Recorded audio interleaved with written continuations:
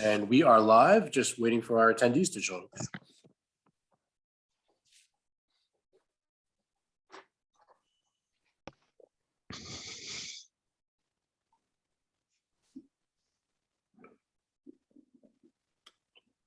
Think it's okay now to start?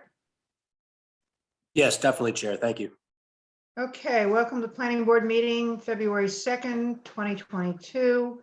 I'll begin with roll call. Alden Clark, Here. Beth DeLeo, Here. Bob Kaup, Here. Heather Rogers, Here. Rick Tainter, Here. Don Walters, Here. and Bonnie Sontag here. And I see Linda Guthrie, our note taker, is here, and Andy Port from the planning office, our planning director. Okay, let me go through the agenda.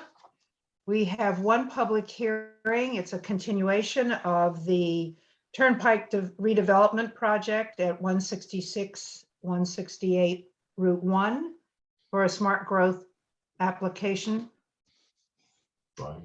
The other business is a request for a minor modification for the Hillside Center. That is not going to be a public hearing. It's been submitted as a minor modification that doesn't require a public hearing. We will have discussion of proposed fee increases for applications, etc. Approval of the minutes. And under other updates, we're going to discuss Planning Board 2022 priorities and any other updates that anybody has for us. So just to set your expectations, that's what it looks like for tonight. And we will begin with what we affectionately call the Minco project. There have been some updates, alterations, adjustments since the last meeting, and I assume that that's what the team is going to present to us. And then we'll move on from there to look at the draft decision, but we will not be taking a vote tonight.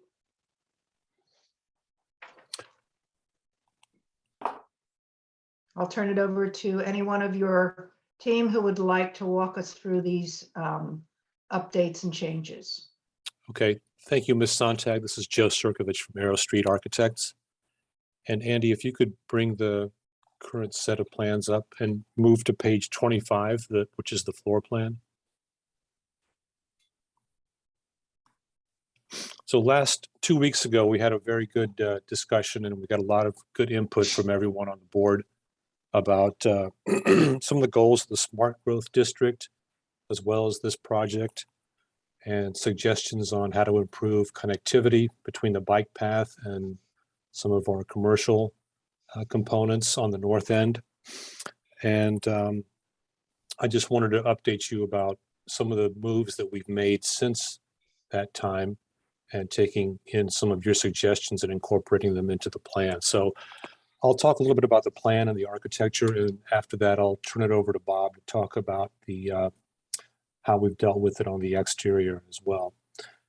So this is the first floor plan, and if you recall, we had a gym located near the lobby entrance previously, right by that stair.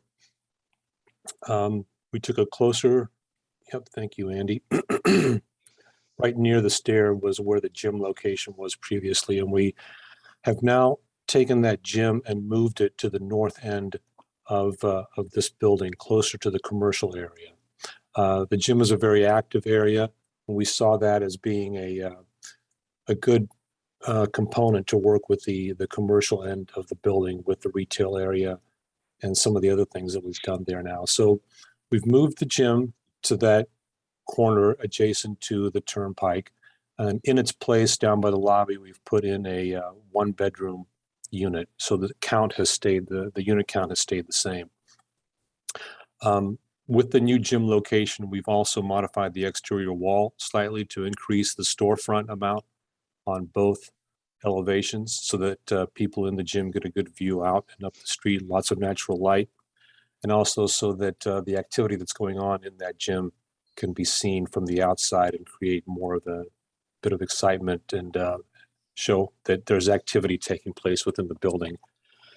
And in addition to the gym being used by the residents, it could also be leased out to someone to hold dance classes or fitness classes, yoga classes, and so forth. So we see a lot of opportunity for kind of a retail event to take place around that gym space.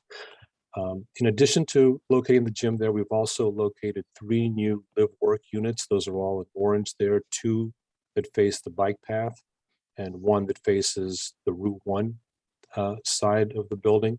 So now that whole area that's colored orange, we see as kind of a real commercial sector at this end of the building. Someone also offered a suggestion to create a connection from within the building to the commercial building. So we've provided that by going through the gym, out the doors there, into the plaza, and then you can get into that commercial retail space as well.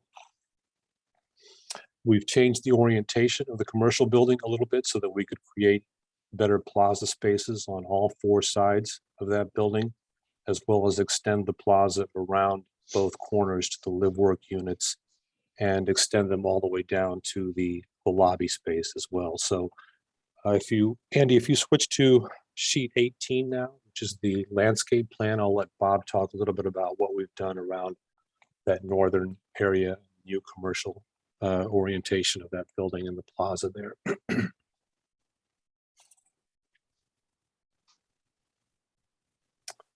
Thank you. Just for the record, Bob Eulig from Halverson Ty and Bond Studio, landscape architect. As Joe indicated, it's been a good back and forth dialogue with you all, and appreciate your kind of persistence with us on helping to refine some of these open spaces and areas around the buildings and the connections to the rail trail. If you could zoom just a little bit more, to the points that Joe has talked about in general, I think we've tried to take an approach where, if you were the public or if you were a resident on this north end of the building, you'd be hard pressed to figure out what is really for the residents and what is for the public, given the way this commercial retail building kind of situates itself adjacent to the building and the parking lot, because there's kind of experience 360 around the commercial retail building now. Before you challenged us because we had it one-sided, we had it kind of green between the commercial retail building and the multifamily residential building, and that you really only approached it from the parking lot side. We've kind of said, okay, now that you asked us to think about it a little bit more, the idea of how do we maximize that as an area where anybody can use it. And so you'll see on the side closest to the parking lot, we're kind of representing where there may be high top stools adjacent to the building, depending upon its uses, where people could sit there. And then we've expanded seating on between the commercial retail building and Route 1. You'll see there's kind of an ensemble of kind of settees and lounges and so forth around what could be a fire pit, and then adjacent to along the gym facade, a series of kind of triple top or one top tables with 3 seats around them, just to give you a sense as to how the amount of tables that we could get there. We left it a little bit more open and adjacent to right where the gym circulation is, thinking that there could be a nice vibe there between what goes on in the gym and what goes on in the commercial retail space. If you had a juice bar in there and so forth, it could be a real synergy between kind of what's going on in the building and outside the building as well. And then as you move towards the rail trail side, we've got a combination of picnic tables, a series of chaise lounges, and then again, another fire pit and some seating areas. And then adjacent to the building, in kind of tucked into the green area, we've got a barbecue grill there, so that all kinds of amenities and activities could take place out here that aren't necessarily just limited to residents. And then we've wrapped the circulation around the kind of rail trail side of the building and to those 2 live work units. And within the property line, we've tried to introduce another one of these kind of areas of socialization where there's kind of 2 seating areas and potentially a kind of a shared table in between there, so that activity that is within the live work can also spill out outside to kind of generate activity around that corner. So that kind of identifies what we've done there. Again, up over at the node where the northern connection meets the rail trail, as discussed, we've kind of trimmed back the paving so that it keeps the rail trail as a bituminous surface and then isolates, that node and interface as a different paving material there with the opportunities for seating where you are adjacent to the rail trail. And we got a bike rack for people where they may get off the rail trail, park their bikes, and then go over to the commercial retail. As we go kind of to the north side of the main entrance, you'll see that we've kind of given a bit more thought to what is really going to be probably more of a residential area for the people that live there. Most of these areas, as we've talked about around the building, have become really active and social and interactive. And yet we wanted to provide some space that was a bit more contemplative, where people could get out of the way, maybe read a book and relax. And so this area that once you pass through the main entrance and through the lobby area, you could come out the other side and have these two areas of socializing that are, again, adjacent to kind of where we think that could be a green wall, but also an area where the garage ramp kind of dovetails down into the ground. While we're at that main entry drop-off area, another thing that was brought up was the idea of providing some bike racks adjacent to the main entrance. We tried to be mindful of where that goes so it doesn't inhibit kind of circulation right from the building out to cars and so forth. So you can see that we've got some bike racks in that area off to the right-hand side there. Seems like it's a good spot again, so it can be a good mix of both convenient and yet not right in the middle of circulation. I just want to do a little bit of jumping around. So then if you go down to the bottom right, over closer to Parker Street, we had a fair amount of discussion about transformer vaults and trying to get them out of the corner of Hill Street intersection, because they were dominating kind of that experience when you approach the site and the open spaces adjacent to Hill Street. And so what we've looked at is locating one of the smaller, there's two transformer vaults as we currently understand it. So one of them is this, the gray one just adjacent to where the D is, but inside our site. That's a smaller transformer vault. And then we've located another one at the extreme opposite end of the site, adjacent to where the parking area is, but have been mindful of where the large tree that we wanted to maintain without having it impacted by construction. We put that at the other end. So that we're, and again, trying to tuck them as much as we can so that they're not in the main view of sight. So those are the main updates that we've done from the last time that we've spoken to you all as it relates to landscape. And then Andy, if you want to switch to sheet 42, which is one of the renderings of the north side. And that's just showing the update to the orientation of the retail building and some signage that might be applicable there, as well as on our building. And then showing the seating, the fire pit around the building, some high tops, cafe style seating. And then the next slide is looking the view from the rail trail, showing some signage and the activity that we foresee going on around the building, and with that improved plaza area all the way around the corner to the new live work units. So those are the main updates. Okay, I'll open it to comments from the planning board on what you've seen and read and thought about at this point. Who would like to go first? Alden. Yeah, I just thought I'd say I liked the reorientation of the commercial building. I think that makes a much more inviting space on the plaza outside on both sides, opens things up. So I think that's definitely improvement in my view. Thanks. And I like the clustering of the commercial activity in the building there, as well as the separate building. Okay, Rick. Thanks. I agree with Alden, and I think this is a much better public interface for the building. I had a question about the area at on this plaza, the area that's just next to the the pathway going in. And correct me if I'm wrong, but it looks like those on both sides is being flanked by low shrubs. Those are not trees, correct? That's So there's- correct. So there's good visibility into the site and from the site over to the rail trail. That's good. I initially misinterpreted it. And I think when I saw the rendering, it seemed like there were more trees. I mean, the perspective view we just saw, it seemed like there were more trees, but this is just showing low shrubs, which I think is good. And the intent here is to have this be, as you said, really indistinguishable with, between public and private space, so that the public is really welcome anywhere on that plaza, correct? Correct. Great, thank you. That's great. Okay, Bob, I would echo the previous comments. I think there's good progress here.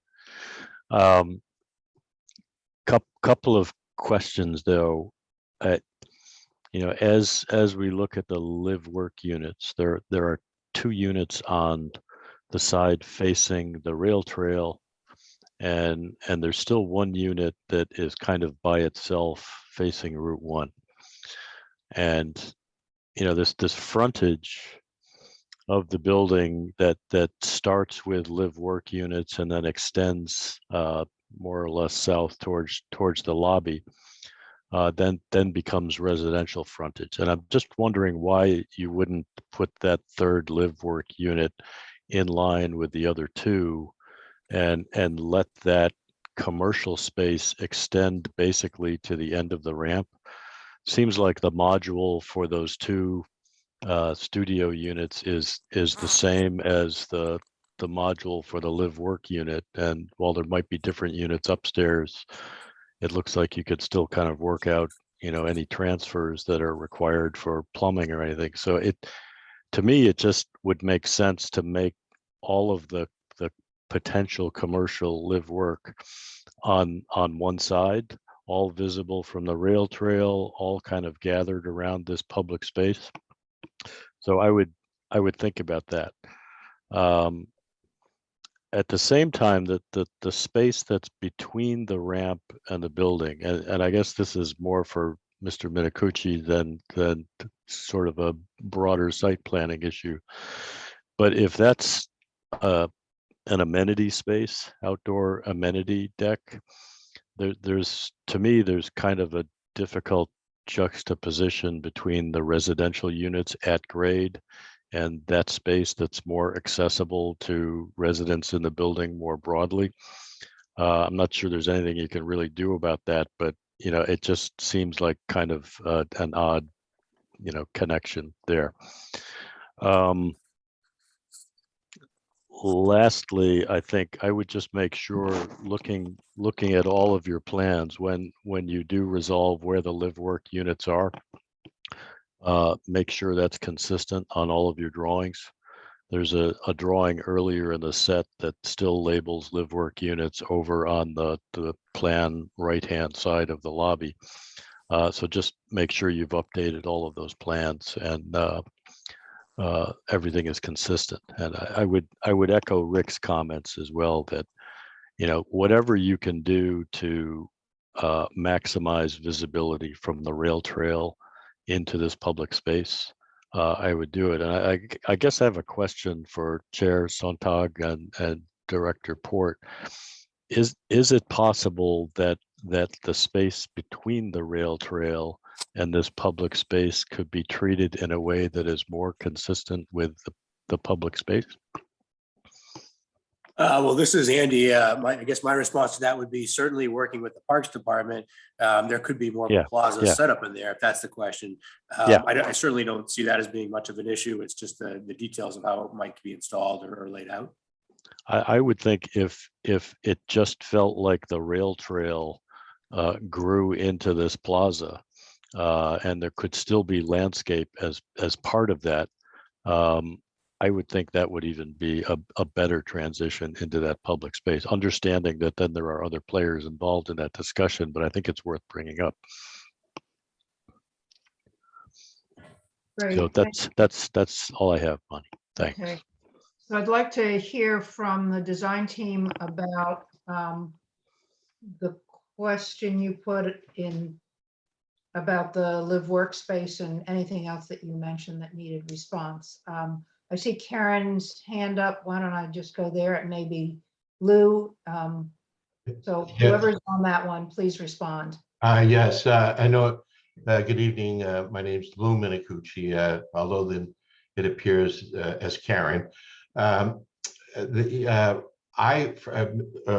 would welcome this recent comment from Mr. Krupp about opening up the public space to the rail trail section. That is something that I've always felt would be an enhancement to the rail trail and to this development. So I would certainly be all for that, and I would welcome an opportunity to work with the Parks Department to kind of ensure that we collaborate so that that it's mutually beneficial to both them and to us.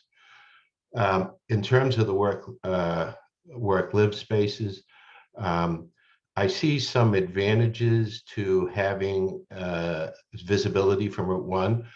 We are going to, and I'm not sure if we've asked for this, but as we have on 1 Boston Way and 3 Boston Way, we have a blade sign that is installed next to the entry to the live work unit.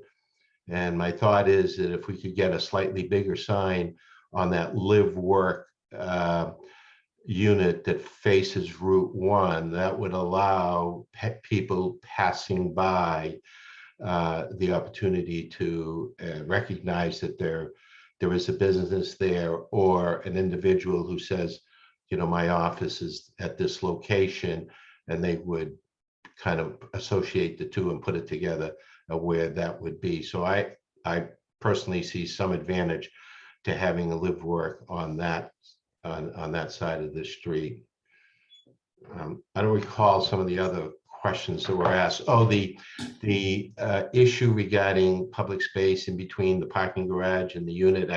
I get that concern, but as I look at this development, we have a lot of outside recreational opportunities for the residents. For the most part, they'll be walking on the rail trail. I see that all the time.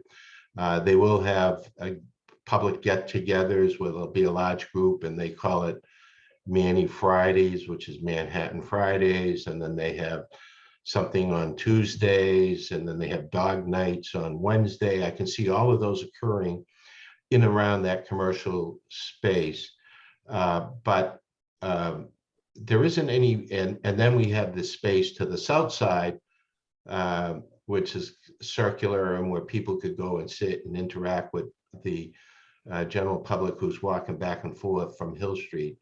But what occurred to me was there wasn't any really private space where one or two, so this space I see as people gathering, and, you know, individuals who want to sit in this area and not be quiet or alone, but maybe have an opportunity to engage with people that are passing by.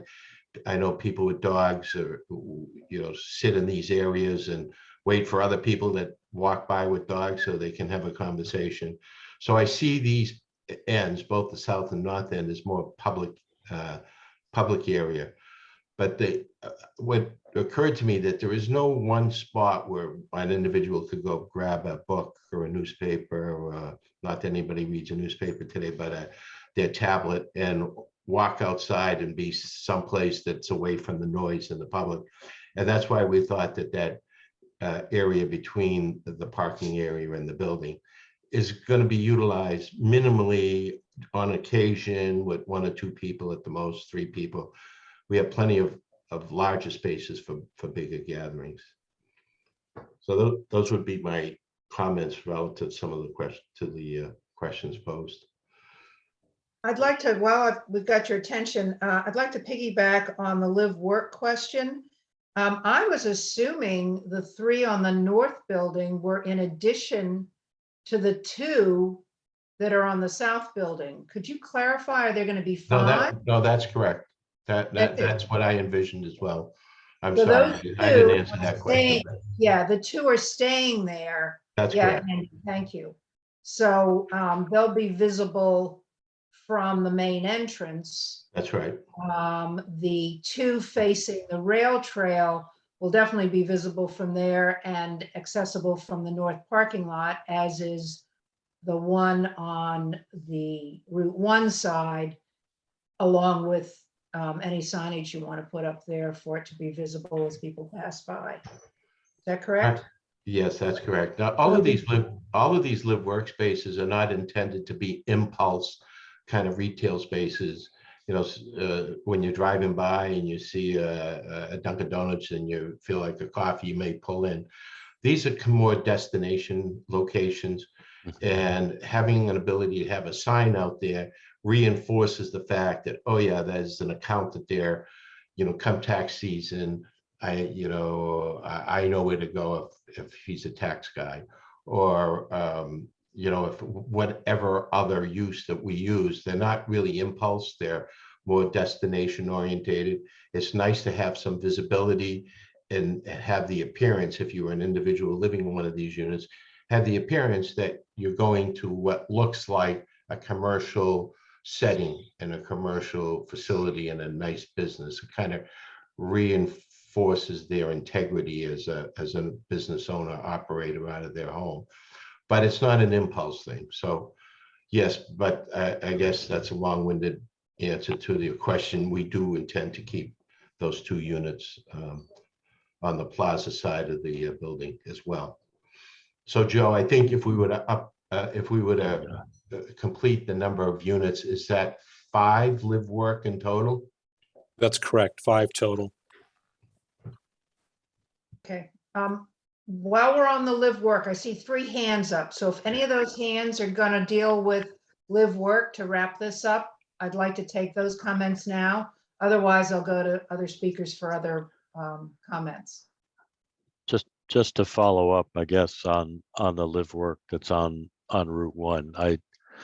I understand the visibility from Route 1, given the option of that versus, you know, a kind of inline relationship on the rail trail side. I would vote for the rail trail side myself. If you ended up with what you have, I would encourage you to find a way with landscape to separate this public plaza from what then becomes more of a residential zone. And, you know, I was seeing, you know, moving that live work unit over because it logically brought you to the end of the ramp.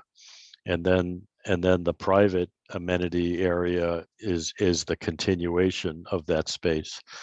If that doesn't happen, then I would still ask you to think about that. If that didn't happen, I think you need to look at, from a landscape point of view, how you might separate the semi-public to public commercial outdoor area outside of the live work units from the outdoor area that is directly in front of residential units. So there may be a way of creating more of a separation there. Last question I have, and it's not entirely live work, but just with the corridor connection running out to the end of the building and going through the gym, if I park my car in the parking lot to the north, am I able to get in that door at the end of the building and walk through the gym into the building? So I think that's an important connection to really resolve that parking lot to the north. Yeah. This is Lou Menicucci, if I'm on. Yes, we intend to have that. That would be securitized. So the entire building will have securities and security cameras. You would need a key fob, but Sure. It's my intent to utilize this entryway for individuals who will park up in the north parking lot. But also I see it as a prime connector between the building and the commercial space, obviously. Agreed. Thank you. Great. Okay, well, thank you. We'll take Heather next, please. I agree. I really like this new layout with this commercial end at the north end of the building. I do feel like a broken record because I keep going back to this north parking lot. And one of my questions is, I feel like now you're really relying on this northern lot more to satisfy the freestanding commercial and also the live work.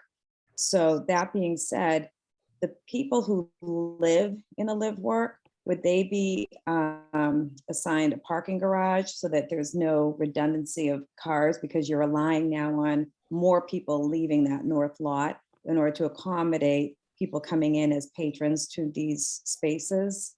So will that be assigned like that people to avoid conflict? I'm afraid that lot's going to have conflict. That's my concern. You guys speak to that, please. Yes, we've generally found that the individuals who live in the live work units prefer the parking garage. So I see that probably as a natural evolution that the business owners, for whatever reason, tend to want to have a parking garage. So I would fully suspect that they will be utilizing the garage area. The units that run along the rail trail, those are compact cars and spaces. So those would probably be the last units that are assigned to individuals. Would be my guess. Do you want to follow up on any of that, Heather? I guess it's an ongoing concern that I have. I just feel like this lot is going to become so important to the freestanding and to these live work. And I think it's great. I'm just concerned that because more people are remote working, I just wouldn't want to see cars stagnantly sitting there and having an adverse effect on these commercial spaces. That's my concern. And I want to build on that. I still have quite a bit of problem with this north lot. First of all, compact cars, you can put signs up, but it doesn't mean that only compact cars are going to park there, especially if they need more than the 4 designated retail spaces, which I assume are standard size rather than compact. So I'm looking to see some more spaces allocated to standard size spaces, even though it may mean you lose a space, or maybe you just have to lose some of the landscaping to make some of those spaces more flexible to accommodate a bit of what Heather's talking about, the folks that are going to come in during the day and use that space temporarily. And I'm just wondering what thoughts the design team has about adjusting parking spaces to accommodate more full-size vehicles, and also how you're going to manage, I know you've talked about it generally, but by signage or something, so that people know where they can park. Is that still a Lou question, or is that somebody else on the team going to respond to Heather and my? This is Lou Minicucci. Yeah, I mean, these parking spaces will be assigned, and we won't assign them to the live work units, and those tend to be the people that will definitely be there and not leave to go to work. We're still finding that although many people are working from home, I would suspect about half of the people still leave during the course of the day. We have approximately 16 riders that use the train. So there's about, I'd say 50% of the cars would leave. I don't know about in terms of if we can get any standard size additional standard size parking. I mean, I guess we'll have to leave that to I wouldn't be adverse to that. Potentially we could creep up a little bit to the transformer up there. But I think the difference between a compact and a standard is 7.5 to 9 feet. So it'll be 1.5 feet more in width that we'll need. So if we do another 4, say another 4 in that corner, that we would lose 6 feet. So we could do another 5 and I guess lose a parking space if I have that right. I guess I'll leave that up to the engineers. Does that sound right to our team? Yeah, we do have one small island in between those in the center. So we might be able to squeeze that down a little bit as well, if that's a possibility. There's no tree or anything on it, so that might be a place where we could scrunch up the spaces a little bit. Mhm. There is the parking lot layout requirement. I haven't got it on the top of my head. Is it it's every 20 spots, I believe, needs an island. So if this is just aesthetic, you could lose it. Hmm. The other question would be, can you lose some of the landscaping to make those parking spaces, some of those parking spaces longer, the ones closer to the retail unit? And yeah, make your additional standard ones in there. The challenge, excuse me, this is Bob again. Sure. We've kind of pulled the parking edge back in response to the idea that you may recall that we're trying to retain existing trees along the property line with the rail trail. So hence that's kind of what's defining the edge of the curb line that is closest to the rail trail on that side. So all of those trees shown along there are existing ones that you want to preserve? Not every one of them, but once you've kind of established that line, it's like the ones to the left and the ones in the middle. And then those ones closer to the commercial retail are new. Ah, okay, that's what I thought. So lose those and make standard, 2 or 4 more standard parking spaces? Because that's where people would want to park if they came in for the commercial space. Right. I would think if we can shorten up some of these landscaping aisles in between the cars, that we could fit 4 more cars in that corner. Because the depth isn't going to be an issue. It's only the width, right? Because the depth has all that space behind it. I think it's a depth issue as well. I think it's a depth issue. You So I think mean, if planning board is willing to kind of eliminate the trees along that stretch that are in the parking lot that we put in to kind of break up the parking lot to increase the parking, if that's a greater concern, then we could do that. But we were doing that again in order to break up the amount of parking, trees between parking spaces so that it wasn't unabated. Yeah, I'd like to hear from other planning board members because I don't want to, single-handedly say, take out some of the landscaping because it's both screening for the parking lot and it's, along the rail trail. If anybody has other thoughts on this or don't think it's important, I'd like to hear from you now. Don. Yeah, hi, Bonnie. Unfortunately, as much as we would like to have everything, I think we have to make choices. And from what I'm hearing, I think some of the planning board members and I would agree have a concern about this north end parking. And so something's got to give. And again, we're coming off of Route 1, and the concern is if there's not enough parking, someone could back up and get hit, et cetera. So I would at this point vote for having more parking and less trees, screening, et cetera, from the rail trail. I wish we could have both, but I just don't see that. Thank you. Okay. I see Rick's hand up. Hope you're on this topic as well. I am. So I think we can accomplish some of this.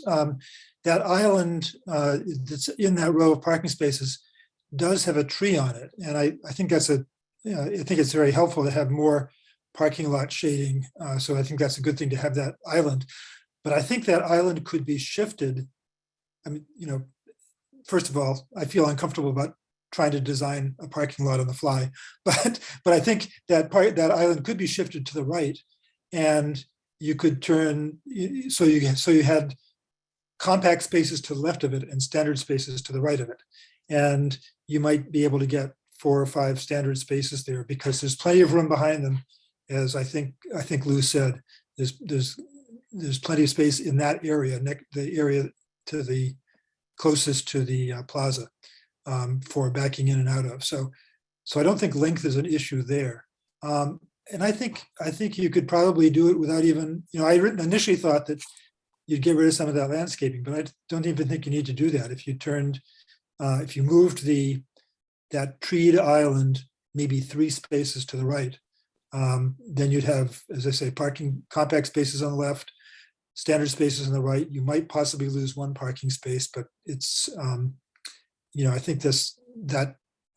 think we all are concerned about that parking, that end of the lot, the northerly end of the north lot anyway, and in terms of potential traffic impacts. So there's probably going to have to be some fiddling with that, after the plan is approved, just to make sure that everything works out. So I think it can be done. I think you can get a few more standard parking spaces in the area closest to the plaza, keep the tree on the island, and get quite a bit of what we'd like to see. I see Scott's Cameron's hand went up. The Hello. engineer, let's hear from you. Good evening. Can you guys hear me? Sure. Scott Cameron, for the record, with the Moore and Camera Group. So I just wanted to speak a little bit on the compact versus standard. I'm not hearing anything that doesn't sound doable. I would submit that we, as parking lot and transportation designers, will often use little techniques to trick drivers into doing what we want to happen. Otherwise, they're going to do what they want. You're going to drive where you want to drive. It's one of those techniques in parking lot designs is to shorten the spaces. And compact, for me, the width of these is okay, but with the length, maybe we can add a foot or so.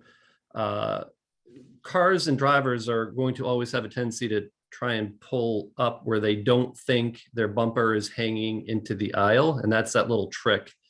So a shorter space actually results in a more efficient parking lot. And in this case, where we have the trees set back, people aren't going to feel claustrophobic and pulling up and pulling over the curb and getting their cars pulled up. So I just want to throw on the table as something not to necessarily be too afraid of if we're putting compact spaces in.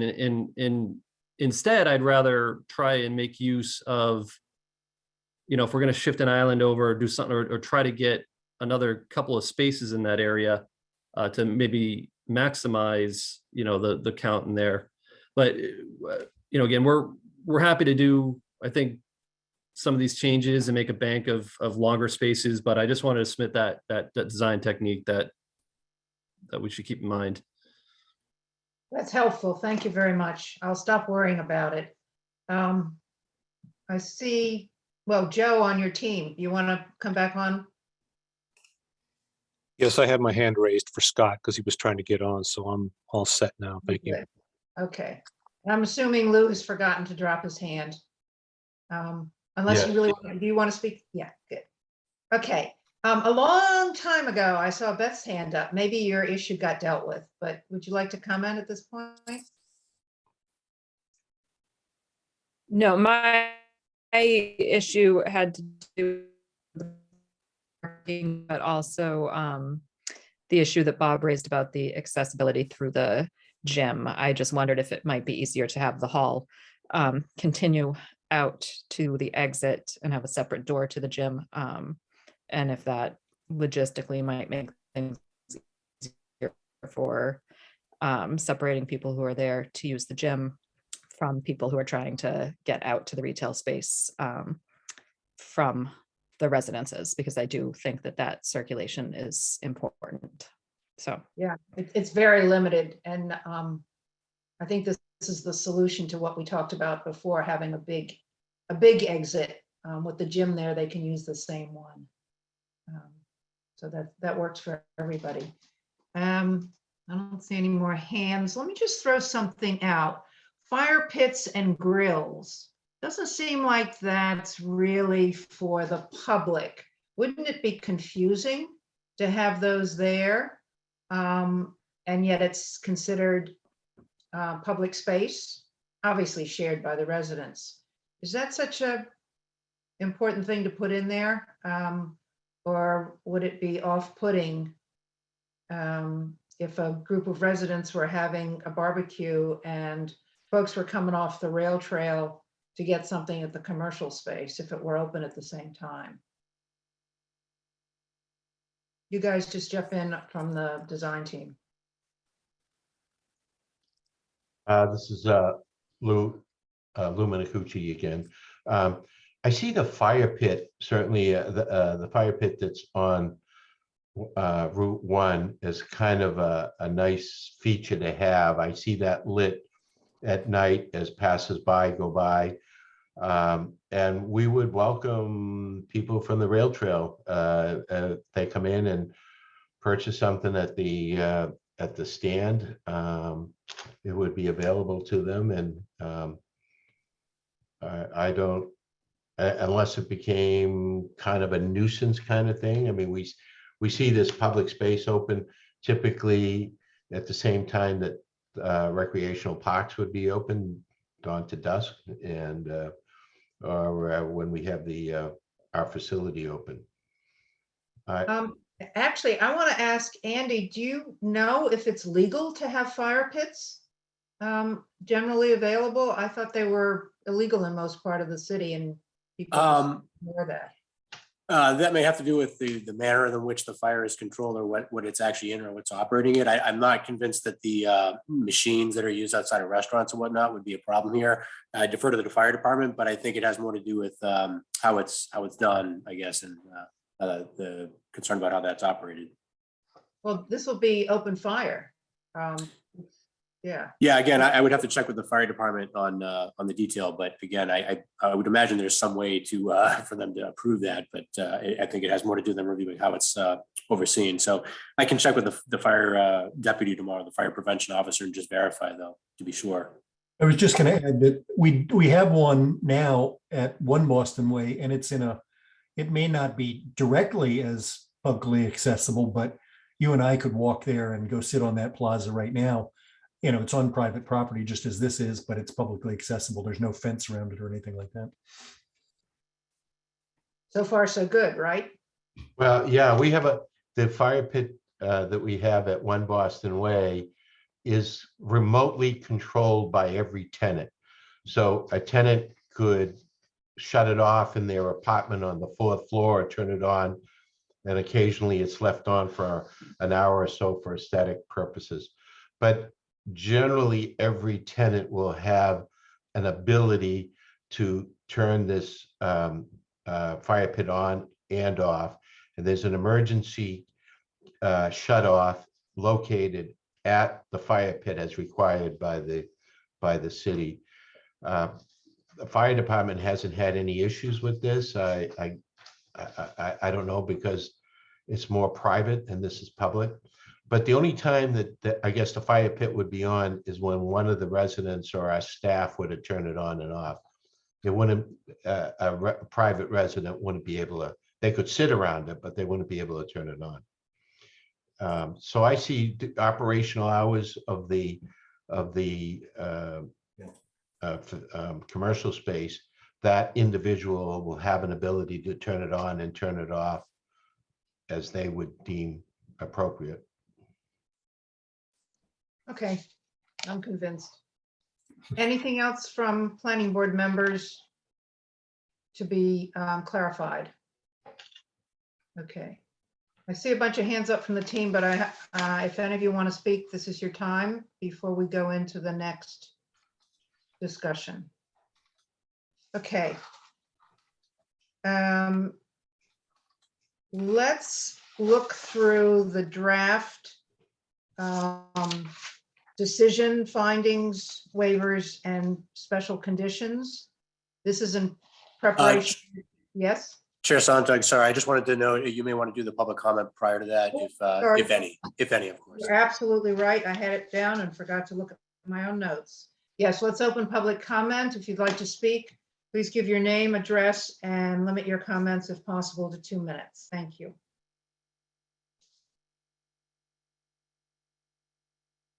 Anybody?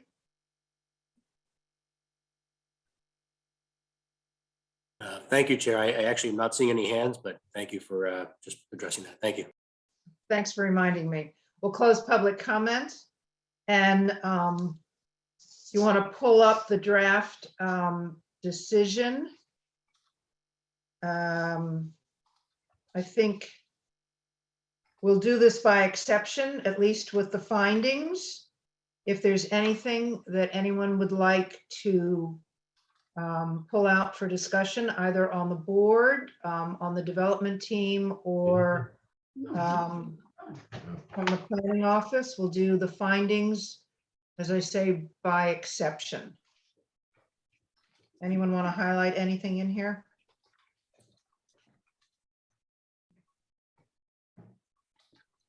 And I assume they're all good for everybody. Moving on to waivers. These we've discussed in the past. Is there anything there that needs clarification or specification? I had a comment on the maximum building footprint area.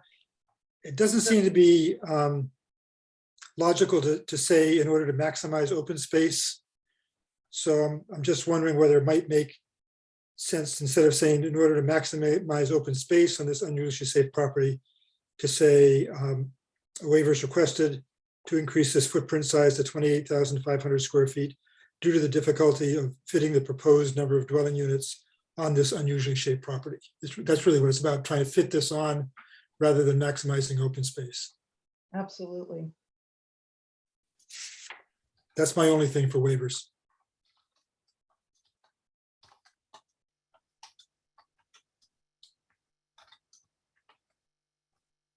All right. Fine. Let's move to, actually, I just wanted to speak to briefly to two of the standard conditions. 27 has to do with DHCD approval of the affordable housing related documents. Oh, I don't know what I wanted to say about them. I think it's fine. I just want to make sure that all of that was clear to everybody and that we have the right deadline for that. Chair Suntag, this is Andy. Yeah. On this one, you may. Sure. I know Chair Sontag may recall this because she's been involved with the other 40R projects for the years. In the case of 1 Boston Way, we had the deadline a little too early prior to building permits, and only because the applicant had done its job in preparing documents, but the Department of Housing and Community Development can take some time to do the review, and if they have any tweaks they want to make, resolve that with the applicant.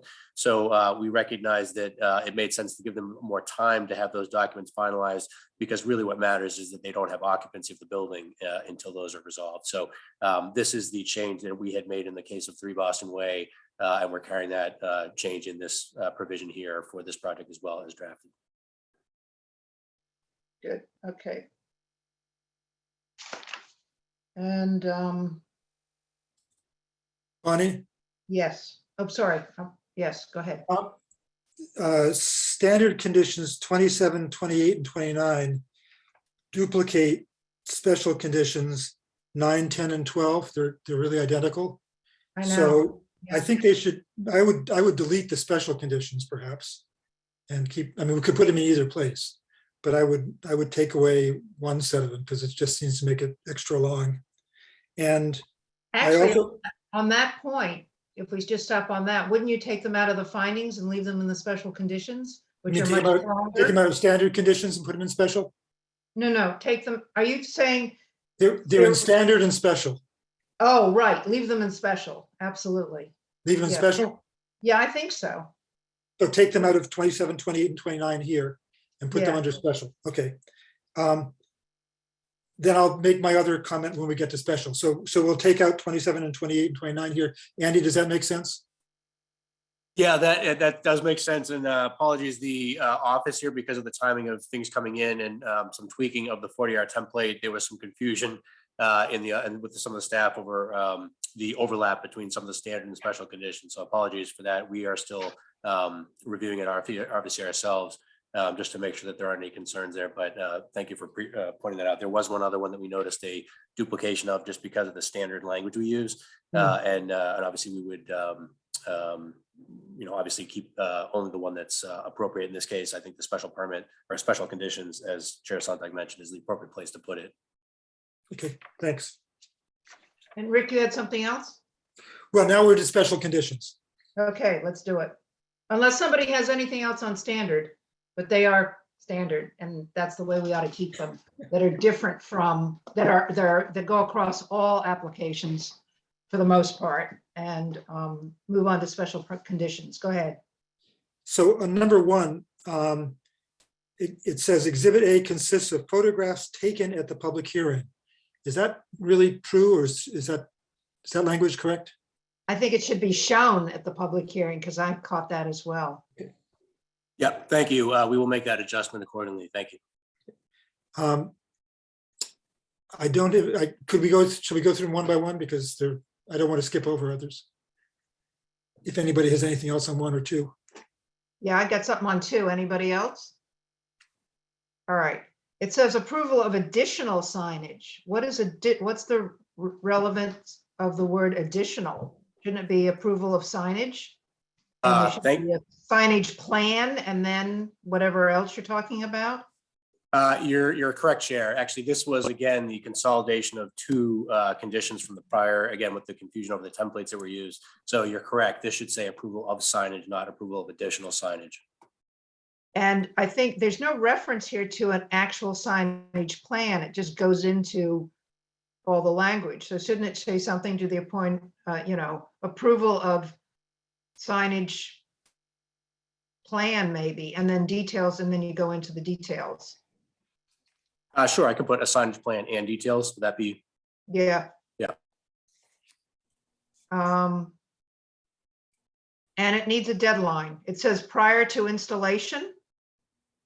I think they have to have this approval with you, but there's no deadline in terms of project implement installation, I guess. And I'm just wondering what the appropriate deadline is. Sorry, you mean for the physical installations? Yeah, and to get approvals. It's not just, oh, when you get around to it. Don't they have to be approved on a certain? Sure. Again, my original inclination was to draft it such that they had some leeway there based on their timeline. But you're right; it's we could certainly indicate prior to occupancy of the building. Presumably they're going to want to have all that signage in place, anything that's appropriate at that time. And there shouldn't be any issue, I would think, submitting prior to then. So we can certainly say prior to occupancy for the initial, submission and approval. If there's any changes thereafter, of course, that's different. Yeah, good. All right, that's 1 and 2. Rick, you had some others. Why don't we just move ahead with yours, and other people can chime in on your suggestions or others. So number 3, really minor point, maintenance needs to be spelled with an E instead of the second A. But in the third line, where it says owned by the city of Newburyport, it's the other E. I'm sorry, the second A. Yeah, thank you. Sorry, I went too quickly on that one. So MAINTEN, yeah. So the third line, it says owned by the city of Newburyport. Is this owned by the MBTA and leased to the city? I thought. Oh, sorry. Yeah, sorry. We can say under control of the city, just to be. Yeah, that's fine. Yeah. No, that's fair. Yeah. Okay. I don't have anything else on 3. Shall I go on? Yes, please. Okay. On number 4, we talked about acknowledging that the path from the rail trail to Route 1 is intended for public access across the site. Maybe we should just have it says pedestrian access. Maybe we should just have a statement in here about that is acknowledging that that's intended for public access across the site. We talked about not having an easement here because that would interfere with financing, but I would like to have it recorded in the decision that we're expecting that to be public access. Sure. And sorry, Rick, I just want to clarify where you were expecting that to be inserted, or As part of number 4, just a Okay. sentence number 4. okay, no problem. Could you just say to ensure adequate public pedestrian access? Yeah, I guess so. That'll take care of it. It's not just pedestrian, it's pedestrian and bicycle. So I just say public. Just say public access instead of Yeah. pedestrian. Yeah. Got it. Right. Okay. Did you have any more? Well, I didn't know whether Andy wanted to talk about 5 and 6. Oh, sure. If you want just sort of a recap, per some discussions previously, one of the plan sheets still shows the telephone pole where the driveway comes out. And obviously the understanding we have, this is pretty typical. National Grid may not be able to give the closure on this issue in time for the approval timeline for this project. That's pretty typical in some instances like this. So what we have called out here is that needs to be submitted for review. That would be submitted to me in this draft condition. And obviously I would be consulting with the city engineer if there's any concern about sightlines, but they would be required to submit a plan showing those sightlines based on where the pole is being put in. And again, that's just to make sure that per your prior discussions, there are no obstructions for cars leaving the site onto Parker Street, in particular that they don't miss the fact that there might be pedestrians crossing the rail trail there. So this would have to be done prior to that, that work. And number 6? Yeah, and number 6, I don't know if there's any questions on it. So number 6, that was the plan itself, for whatever reason, indicates a 6-foot walkway on this plan and an 8-foot walkway on the southern connection of the rail trail. So it would seem to make sense that they both actually be 8 feet. And I don't, again, the applicant maybe could speak to that. If there's any concern on their part why they the northern one was reduced as 6 feet, but it seemed to make sense to keep the standard width we're trying to create to make sure that when folks are passing each other, there aren't problems constantly. And actually, Andy, I'm wondering whether, given the discussion we had earlier, where there was discussion about perhaps expanding the plaza onto the rail trail side, and Lou had mentioned that he thought that was a great idea, and talked about coordinating or cooperating or negotiating with the Parks Department about that, whether maybe, well, maybe this covers it, but maybe you should add something about. Well, if I guess it depends on whether, if the board is expecting any revised plan, that's one thing. If the board wants to condition it, we could certainly add to this and note the allowance in this permit and the flexibility to working with the Parks Department, expand that plaza area on the city property towards the rail trail further, if that's where you're going. I was just sort of thinking, adding a sentence to saying at the option of, the applicant working with the Parks Department would have the option to expand this to be more than just a simple pathway. And I wouldn't want to try to work out that wording right now, but maybe that could be done before the next time. And I don't think that, I'm not expecting, and I don't know whether other people on the board are expecting another set of plans. I think that we're able to handle most of this stuff with conditions.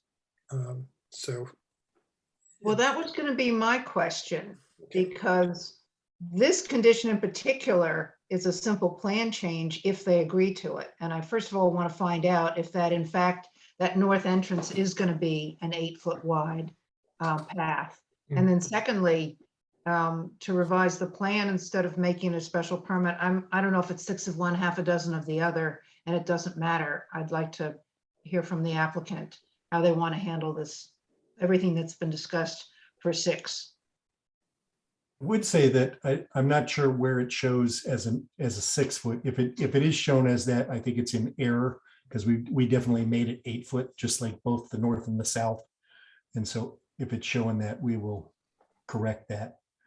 I would just point out, relative to expanding the plaza further onto the rail trail property, one of the challenges is we've got grading, and so we've graded the site such that still at the property line, it's a low point, so that, you know, it would require significantly changing grading again, because we've kind of graded such that the plaza stops shy of the property line, and that's where site drainage, you know, continues to be the low point, both from the kind of the rail trail and our site head towards that property line. So it's going to kind of, the plaza will start dropping off in grade. We've kind of held the plaza up to the point that we can. If it continues to go further towards the property line, it's going to just start drooping off the edge, so to speak.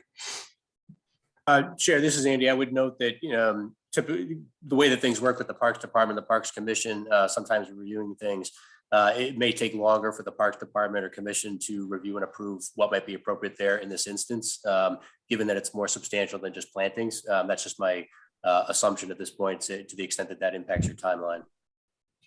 Well, that piece of it, I mean, if Bob is correct that the plan is either in sync with what we want, the 8-foot wide path, and confirms that the plan is good, I don't think we need that part as the condition. But what about the idea of just, you know, something to the effect of working with the Parks Department to open up the space between the property and the rail trail, and leave that as a condition with some better wording, that there would be some resolution and report back to the planning office or something like that on the final, you know, reasonable agreement. Mr. Chair, I agree with you. And I think that my concern was that our wording not tie the hands of the applicant to prevent that from happening. So if we have something that is, and I wouldn't want to require the applicant to come back to the planning board for something that we've indicated that we like. So I think that if the you know, the final design of the area, of this area that we're looking at right now, can be modified subject to approval of the planning director, I think that would be useful. Yeah. Let's change this 6 to be that modification language. And I see this 6 feet that Andy has highlighted. Yeah, there it is. And it almost looks like it would be less than 6 feet, because it looks like the sign is in the sidewalk. This is Andy. I'd have to defer to Scott Cameron or Bob if you could speak to that, just to clarify whether it's a discrepancy between the landscape plan and this one or otherwise. And I did also highlight here the area in between that was just discussed. Yes, Scott, do you want to speak to that? I was thinking it was staying at 8. I know we've been doing a lot of back and forths with moving the accessory building around, you know, the commercial building, and then talking about keeping that 16 foot from the gym to the edge of the building. It makes no 8 foot's fine. We can fit 8 foot. We're gonna have to fine tune the commercial building anyways. You mentioned the sign. You know, the signs aren't typically considered, you know, impediments, or the small signposts, but we have to put it there for the handicap parking. But I don't see any issues fitting 8 feet in there. And nor do I think we need like a major plan or do another plan change. I think we can address this in construction documents. All right, I just don't want it to get lost. So we're going to take it out as a condition. Or leave it in as a condition. Or leave it in as a condition. With the additional wording, providing the flexibility for what to do in that area that Andy has outlined. Yeah, now we're going to leave it. Thank you. Okay. I see a couple of hands up. I think Don was up first. Yes, Bonnie. My question was, I think, similar to one you may have had. You know, from the 6 to 8, that seems to can be resolved with a plan change. It was a bit unclear to me when we had discussions earlier regarding the parking lot and perhaps taking out some islands or leaving some trees in or moving something around. And I appreciate the comment Rick made with respect to we can take care of that in special conditions, but my initial reaction, and I haven't seen the exact verbiage for a special condition on that it would be easier to have that plan revised to show whatever the applicant thinks we've asked him to do. But that was really a question I had, which I think was similar to, well, your question was one just on 68 feet, but I think it really is more broad with respect to what we talked about on the parking. Thank you. Yeah. Don, this is, oh, sorry, Chair, go ahead. I was going to just say, I already had it noted as a revised plan, and we can look at that next time and just confirm that the plan meets all of our, needs. It was not going to be a condition. Well, yeah, then the issue of the 6 to 8, they just revised that too, that which we just discussed. Thank you. Yeah, thanks. This is Andy. Just to chime in, I agree with the chair there on the idea there that condition would just go away, obviously, if with the revised plan, per your point, Don. Thanks. Beth. Yeah, I just, this idea of opening up the plaza, I think it would just be helpful to have more of an idea of what we're asking the applicant to do and what we think. It just sounds very vague to me. And,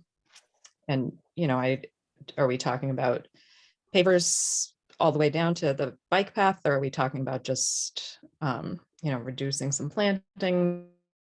It's unclear. And I don't know if the applicant is clear on what exactly we have in mind. Were you thinking that should be a condition, or you just wanted more clarification? Before I you just decide would what- like a little more clarity and maybe discussion on what we're envisioning. So if it's not coming back to us, that we have some sort of comfort that we're all on the same page.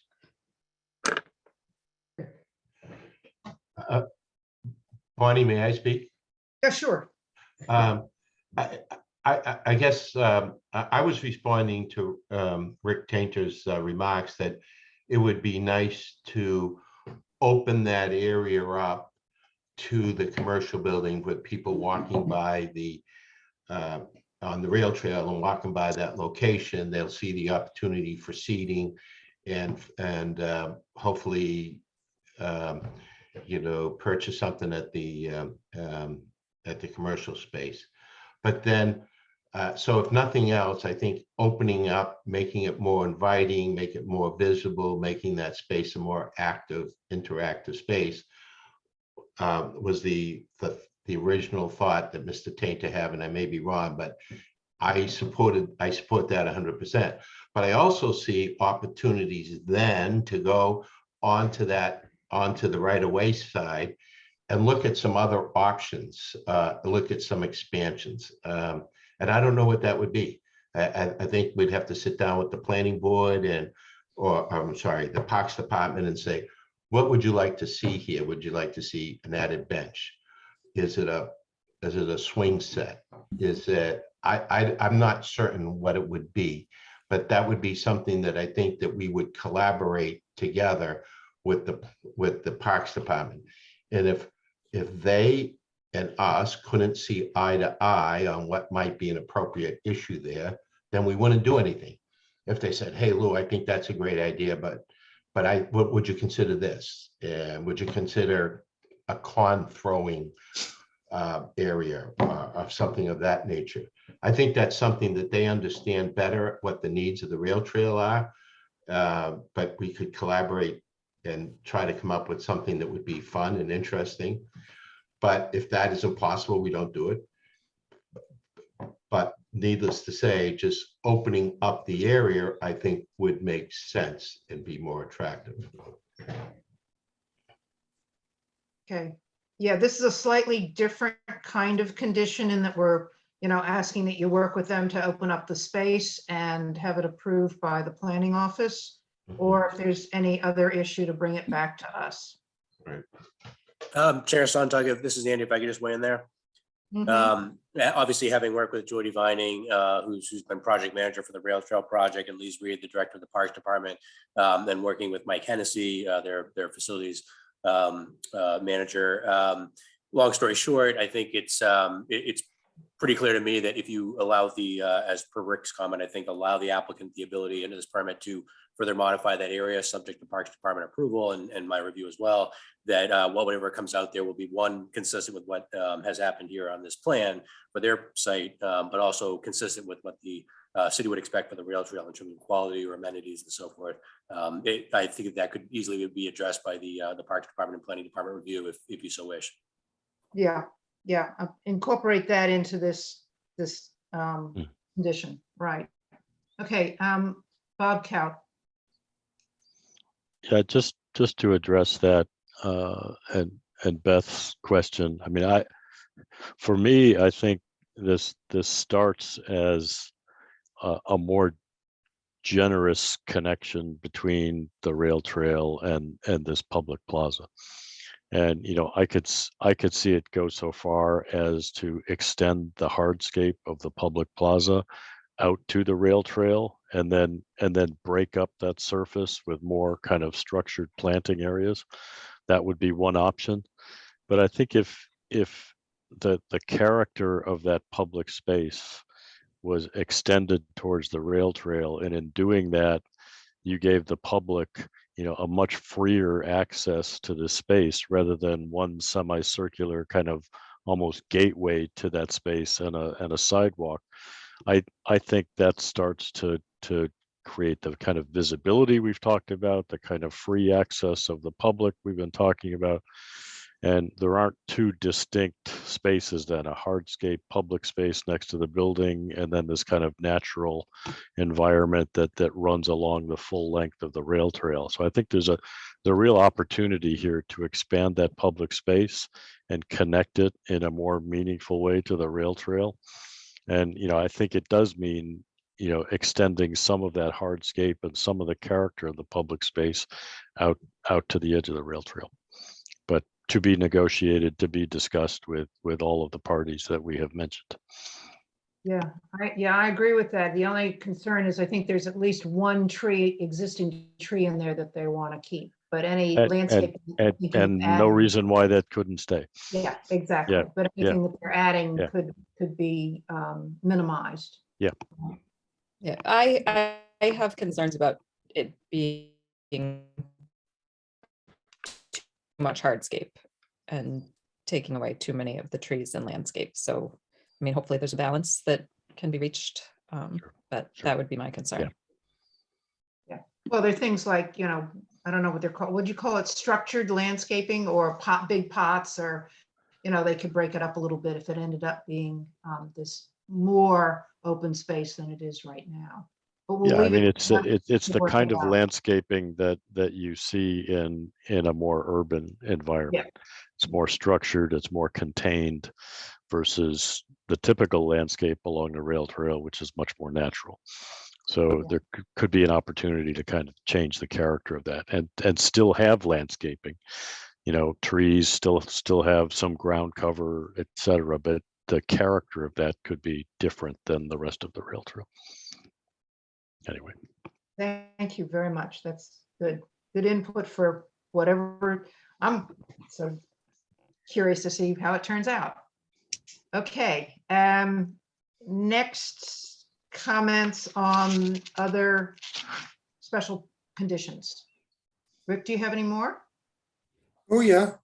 Oh, yeah, I knew I could depend on you. Keep us going, but let's get out of here tonight, okay? Yeah. On number 12, I would just suggest eliminating the first phrase and just say the applicant shall include in residential lease agreements. I don't think that first phrase adds anything.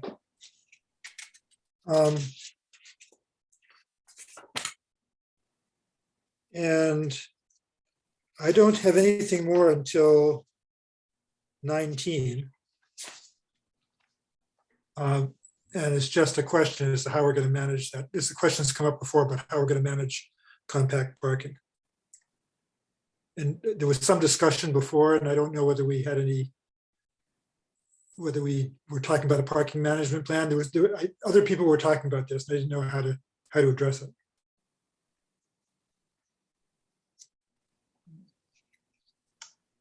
And Andy, do you have any wise words on this one? Well, my thought, I guess, is just that I think the primary concern here is not having residents park there in as much as possible, so that those spaces are free for the commercial activity that's happening there that we want to encourage in the mixed use district. So To me, I think it largely comes down to making sure that the fewest number possible of those are ever assigned to spaces to folks, rather than what we, I think, prefer there, which is spaces that are always open to folks that are coming and going to that business, to make sure that it is in fact viable, not only from activity from the rail trail, but during other seasons or conditions from the Route 1 side. So there's availability is an issue, but the other is it's not just compact parking anymore from what we've just talked about. There's going to be distinction between retail parking and standard spaces and compact parking for residents, all of which are, the residential is shared with the public during the day. Right. I would definitely suggest, I think, like I would agree with what Rick's comment was earlier about having the island itself be a clear delineation between standard and compact. I think that's far preferable than its, understandably original placement in the middle of the parking lot stretch. Right. And we're working on the wording here, how to get the wording for this one to be what we have. Well, that's okay. I can take note and write that condition prior to next meeting. It's understood. I think, unless there's something you want to add, I think I understand the concern there. And my understanding is that the applicant would revise the planning accordingly so that it at least shows the spaces with the adjustment. That way, the condition can speak to the assignment. But I guess it would probably be helpful for the board tonight if Lou and Karen could perhaps speak to how they think that's going to realistically work in terms of counts, just so that the board itself has a good understanding of how many spaces there are likely to cycle for the commercial business. Do you have an answer to that question, specifically how many spaces you're going to add for standard parking spaces? Anybody on the development team? And Lou, if you could also speak to the assignment issue. Yeah. Yeah, well, I honestly see all of these spaces as being shared between the residential and commercial. I mean, obviously the commercial is not open all of the time. It's, I'm not clear on what the hours would be, but I suspect they're somewhat 7 in the morning till 5 or 6 at night, maybe a little extended in the summer. But I would envision that we would add 4 more spaces on the other corner of that. So we have, we have 4 standard spaces for the retail parking. And then I think as we made that corner, we would add 4 more for the retail. So we would designate those as retail parking during the day, and for the live work spaces. And so we'd have 8 spaces. The live work spaces we find don't have a lot of people coming, and they tend to come and drop off a package or maybe speak to somebody for a half hour, an hour, but it's not continuous.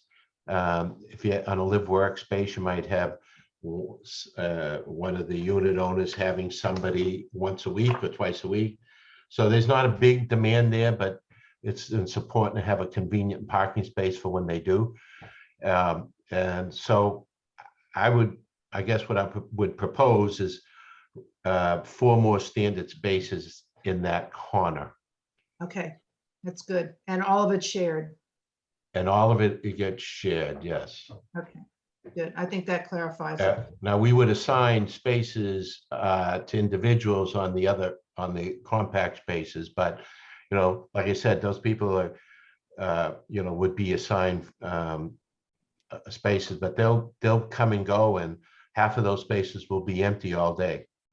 So I don't know what the actual count is, but if you drive by 1 Boston Way, for example, at 8 o'clock at night, you'll see a much different parking lot with many more cars than you will if you go there at 10 o'clock in the morning.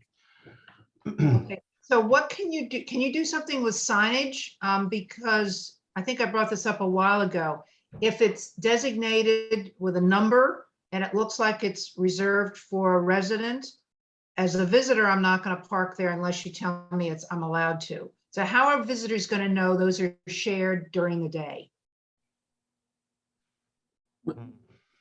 This is I could speak to that perhaps. Yep. I had a question I can speak to that. So I like the idea of shifting the island down so that the residential compact spaces are, I guess, planned left, and then the standard state spaces are planned right. What Lou's talking about, if we're to do 4, we'd end up with a bank of compact spaces that were 11 long. So we're just over the 10 limit. Or we Oh, do, it's 10, then it's not 20, it's 10. Yeah, it's okay. 10, right? So if we Thank you. shifted it over, so we had a bank of 10 compact spaces and then 5 standard spaces.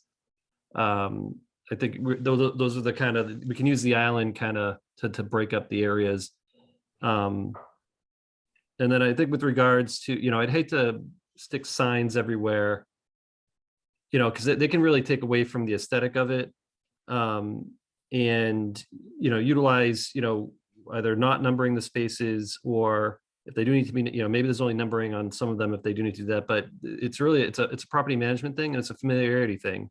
Like any other, lot, I think downtown, you can name any number of parking lots, which may or may not have signs. But over time you get comfortable and used to using the parking lot. And if you do have somebody parking in the wrong spot, it's not a big deal, usually. Chair, could I ask that maybe the applicant could clarify for the board if my understanding of the discussion a moment ago is that perhaps there would be a condition on this decision, at least it sounds like indicating that the standard spaces, it sounds like in this case, potentially 9, would not be allowed to be assigned. Is that the intent or concern here? Well, that for sure.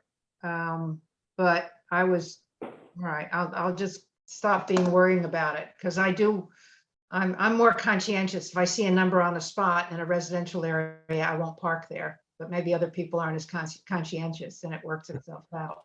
But that's a good point. Does the applicant believe that all the standard spaces should not be assigned to residents? Can you afford that with your parking plan? Well, they will not be assigned during business hours. I mean, it would be my intent to leave all of those spaces open. So we'll make that very clear with signage. I suspect that at off hours that there may be people that are there will be tenants that will use it either, after hours. But those 8 spaces will not get assigned.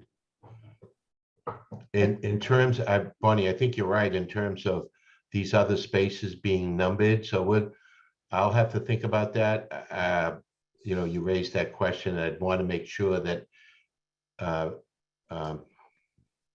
any spaces that were open could be used for business. And I don't know, maybe we would assign those spaces but not number them, so that or either that or make the numbers very discrete towards the curb. Okay, thank you.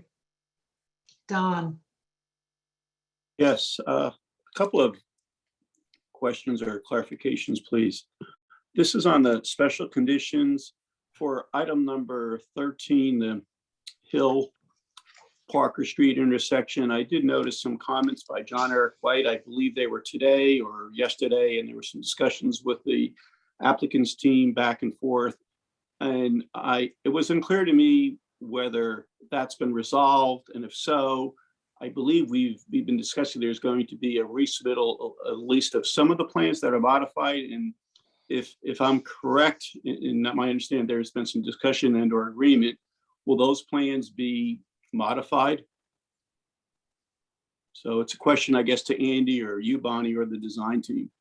I think it's for Andy as a start. Yeah, thanks, Chair. I see Karen's and Lou have raised their hand. They can surely speak for the applicant, but from the city side, I think as standard procedure, and Don points out correctly that I think we would expect maybe a slightly further revised rendering of the schematic plan, at least for incorporation in the decision here, at least so that the board knows what the general layout of the curb radius and tactile treatment and whatnot, what those things are going to look like. But then perhaps because, as I think has been discussed before, mentioned before, the city engineer still may want to work out a few details of grading and things like that for stormwater management, that they would be required to also coordinate with the city engineer and obtain the city engineer's approval as to that aspect of those plans post approval of the project here, which presumably on this detail would be schematic at this point. But again, we defer to the board and the applicant may also want to speak to that. Well, I agree with Don. I would add to this, include a revised plan. So that it's. Yeah, in the- I had some wording that I had skipped over before that I'd like to propose. On this one? Yes. Good. So I would take out the words in accordance with the above reference and insert the words generally as shown on the. So it would say the applicant shall complete the proposed Hill and Parker Street intersection improvements generally as shown on the Vanessa and Associates Incorporated drawing all the way to the end of option 2. And then continue, and then when we get to the applicant shall obtain written approval from the city engineer, say the applicant shall obtain written approval from the city engineer for final design and construction of such improvements. Because I think that's the point we're looking for, is we want to give the city engineer an opportunity to approve a final design without necessarily coming back to us. And this is Andy, just to clarify, the reason I guess, and I'll defer to you as a board, how you want to handle it. The reason I guess I was assuming that it might be limited to stormwater management or things of that nature is only because if the board has, and Rick, you I know are particularly interested in this area of traffic management and safety and so forth, that maybe whether or not you want to leave any latitude for the city engineer to alter, say, the design, let's say, of what's happening there versus more minor or finer grained details. And again, I have no objection to the city engineer's review or tweaking of that design if necessary. I have confidence in how he looks at this and these issues, but whether or not you want to just reference the construction and stormwater management side of it versus also giving the ability to perhaps change the design of that.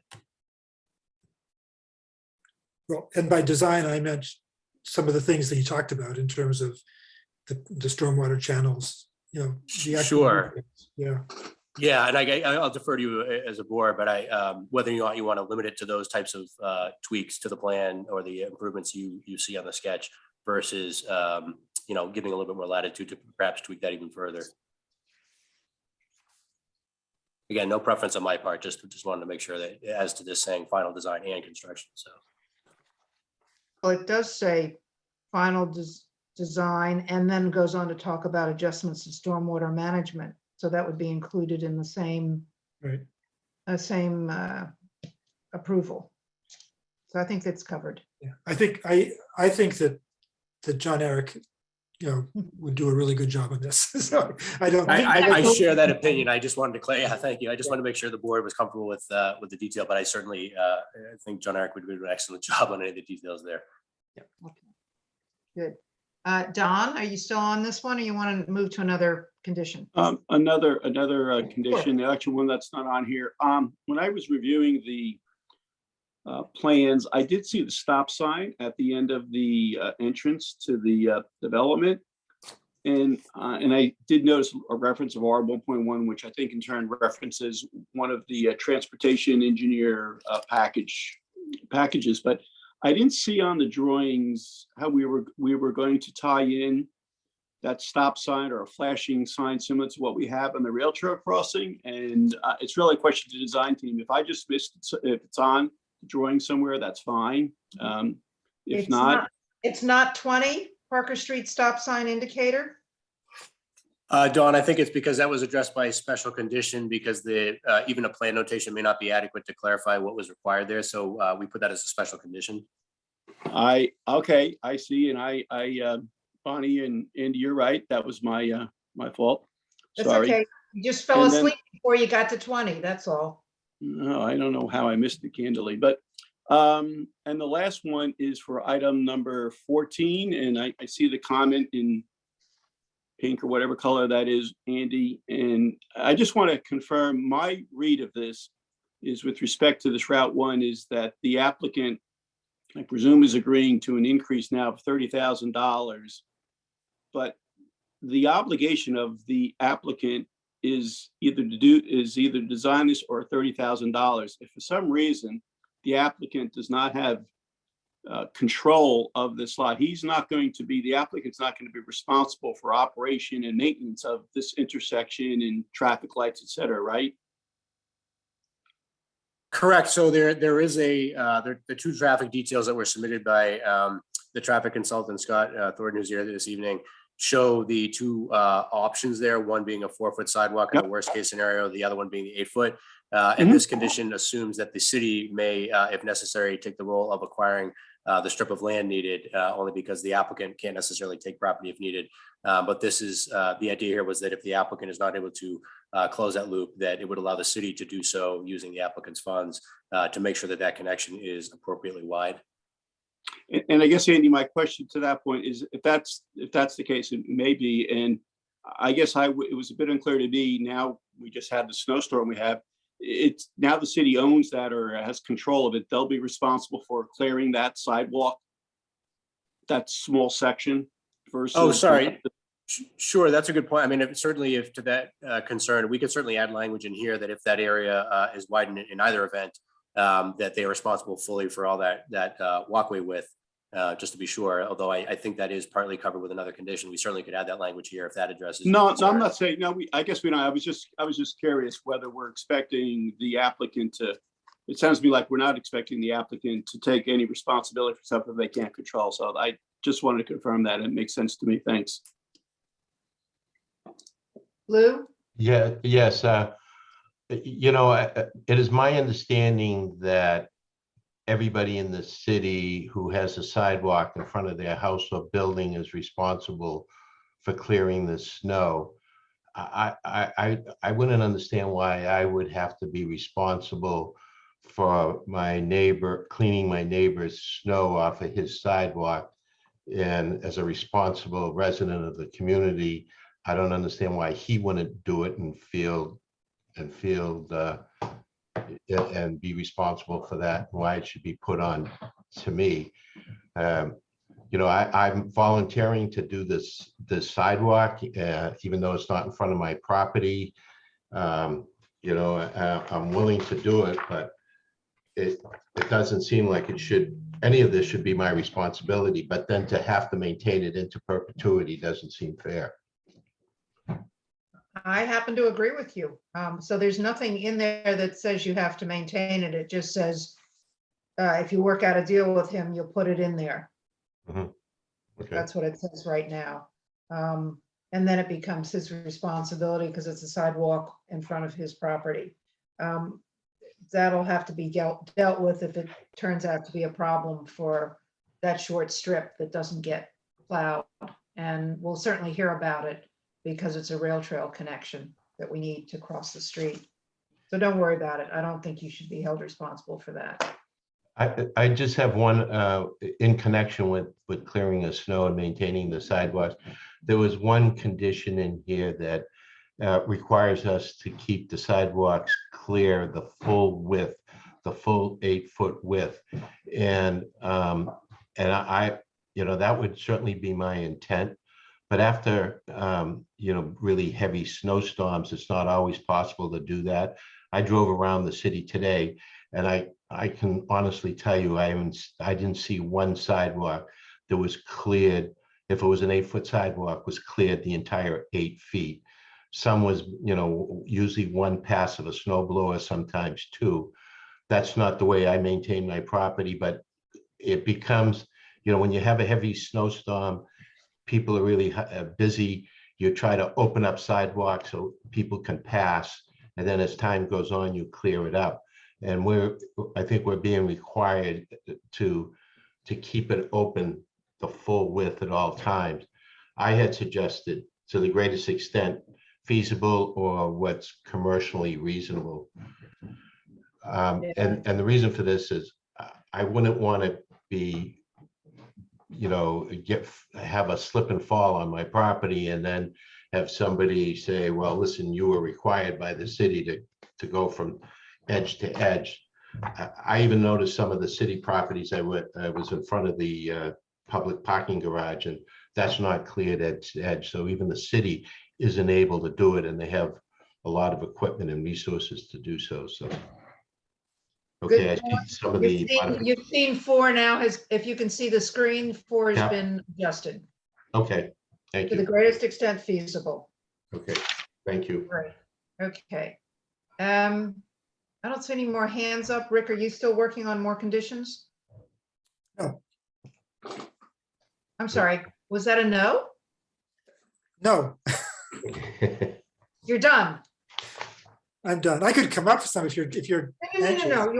we're not asking you for more, just, Which one do we? okay. Anybody else want to comment on any of the conditions now? Here. Okay, so what I Bonnie, suggest. I have Yes. one. Oh, yes. Go for it. I had a concern about the construction review for the third-party inspector. Is this a Yes, standard condition or a special condition? that's 25, I'm sorry, Must be on standard then. standard. Yep, that's our. Is that standard language? Well, let's hear what your concern is and then Andy can respond. Because Sure. better Yeah. with the standard stuff. Yeah, I mean, I have found that, you know, when you have these review fees that are required by the city, the consultant generally has an open checkbook, and the cost is, you know, runs up very quickly. And as much as the cost is a problem, it's sometimes the delay to make sure that he comes out and approves the plan. This is controlled construction. We do have architects that have errors and omissions policies and who are obligated to build, to ensure that the plans are built in accordance with the plans and specs. We do pay $275,000. I'm estimating the building permit fee of $275,000 to the city so that their inspectors can come out and do the work. And then I have an inspector from our financing, the bank, who also sends out a third-party inspector. So to add a 4th inspector on this, it just seems like overburden, extra cost. And I'm not sure why we really need it. At least I think it should be covered within the building permit fee of the $275,000 roughly that we're paying. But I guess that's my comment. So this is Andy. Thanks, Lou. I guess the long and short is that this is a language that is typically comes into play a lot more with subdivisions where the roadway may be potentially accepted by the Department of Public Services, the city, you know, to the Department of Public Services, or otherwise might be of concern, you know, even if it's a private way, that is infrastructure that they'll be dealing with one way or another. So the idea here was to, because the planning board does not control the funds that are coming into the building department, that's with the mayor and the city council. The idea here is to make sure that if the city engineer is not available, because of course he's just as busy as anyone else, if he's not available to do an inspection to address an issue that's arisen as we're walking through the site and looking at, you know, the progress of construction, that we can call the city engineer, the consulting engineer that the board uses out to the site to assist with that. And that's typical where we don't have the additional time on the part of the city engineer or assistant engineer. Because they of course have lots of projects of their own they need to do.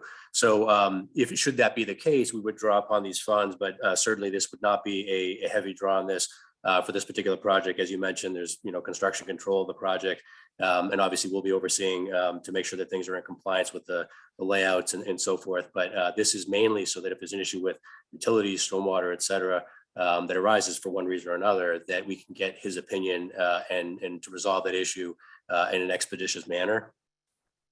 Mm-hmm. Okay. All right, but can we cap this? I just don't want to see this getting out of hand.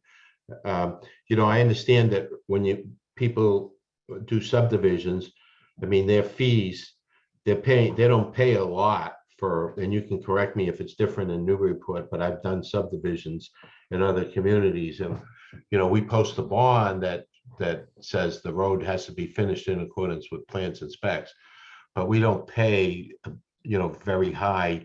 We don't pay building permit fees, And so I'm assuming that this permit, in addition to the building permit fee, yeah, and 3 Boston Way was 256,000, and that was 84 units. So it could even be 300,000.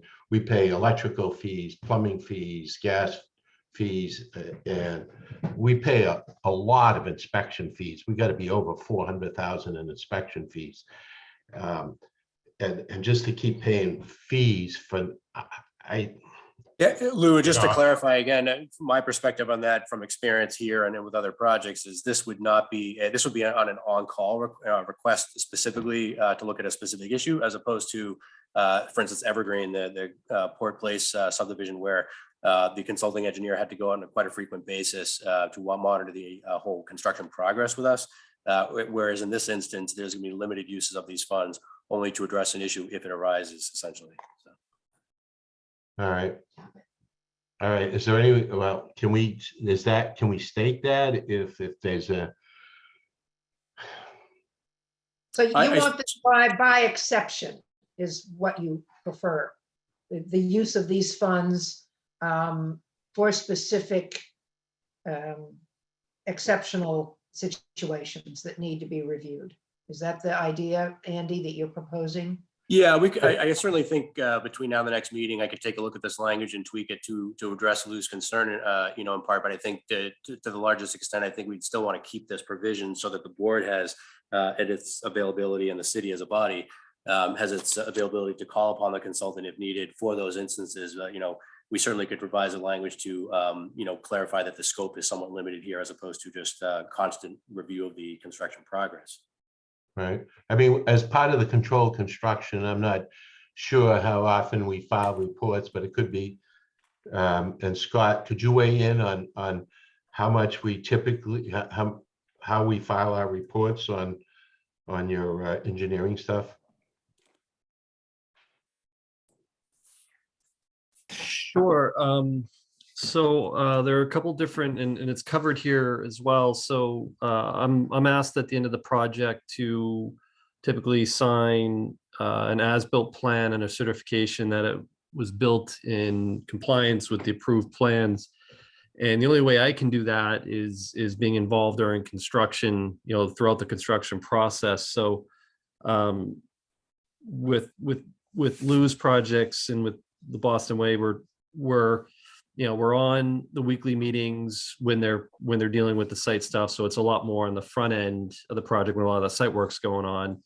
We're involved with a lot of the layout and oversight during the construction of the utilities. So another, I guess another set of eyes that, in addition to what Lou just mentioned, is on the property. And Scott, when do you file your reports? Is the final as-built and? Yep. So that would be with the final as-built, and during the process as well, it's rare that I'm not in communication with John, Eric, or other DPS staff. Again, early on in the project, we're doing a lot of the site work, utilities, all that stuff. So there's a lot of communication going on.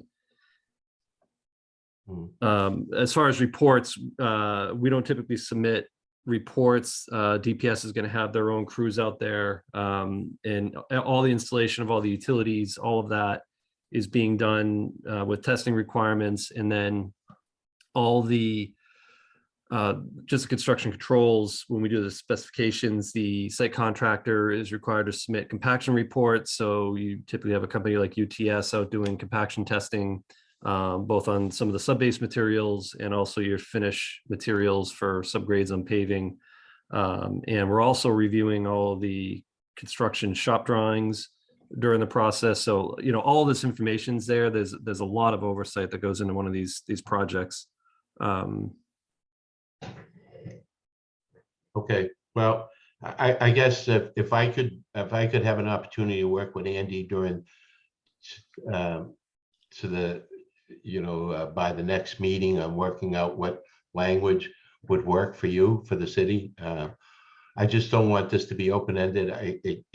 It can hold up construction, and it seems like another layer of cost that is is not necessary. Okay, great. I'm glad you got that out there, and you guys can work out the language on that, and we'll look for that in the final draft. Will do. Thank you. Speaking of which, Andy, there are enough changes in the language in some of these that it would be really helpful that if you would highlight the changes you make, or at least the conditions and anything else that gets changed in this document we've just looked at, so that when we look at it again before we vote, it'll be very easy to review, and people can do that before they get to the meeting, and it should be a really sort of quick, everything looks fine, or it doesn't change this word or that word, and we'll be ready to go. Definitely concur 100%, and I will use the same word markup here so that you can see very distinctly where the changes have been made in this version. But effectively, we're looking at a final version for our next meeting with the applicant. And there one other plan we wanted to look at. I don't think so. Any plans that the applicant feels that we need to see just to get our comfort level there. Probably looking at the north parking lot would not be a bad idea. And then I think we'll be ready to vote at that meeting. Rick, you have a comment? Yes, I was just wondering whether you wanted to have, I know we were talking about going to March 2nd, but Yep. Whether it would make sense to have just a brief look at plans at the next meeting, if that makes sense. I know you're not going to be here, but I didn't know whether it might be worth it just to see them as a group. Yeah, and then take the vote on. The reason why I want to wait till March 2nd is that we are still required, even though we have 2 vacancies, to have a supermajority voting 6 for the approval. And I want to have everybody, I want to have everybody here for that. And I can't be here on the 16th. So that was the idea behind asking for an extension to that date. But it'd be fine to get all this sort of locked up. So all we do is vote on the 2nd. And perhaps only look at the new things. Yeah. Bonnie, just, I'm not going to be able to be here on the 16th either. And I have missed one. So we absolutely. But if I miss. If you miss 2, you Sorry. can't vote. Yeah. Right. So I mean, the numbers, but yeah, that would render me not eligible. So that means we'll have just 6 voting members, and we'll take the vote on March 2nd. And if I get hung up between here and Argentina, you may have to have an extension because that would be unavoidable. But my plan is to be back on March 1st and at the meeting on March 2nd.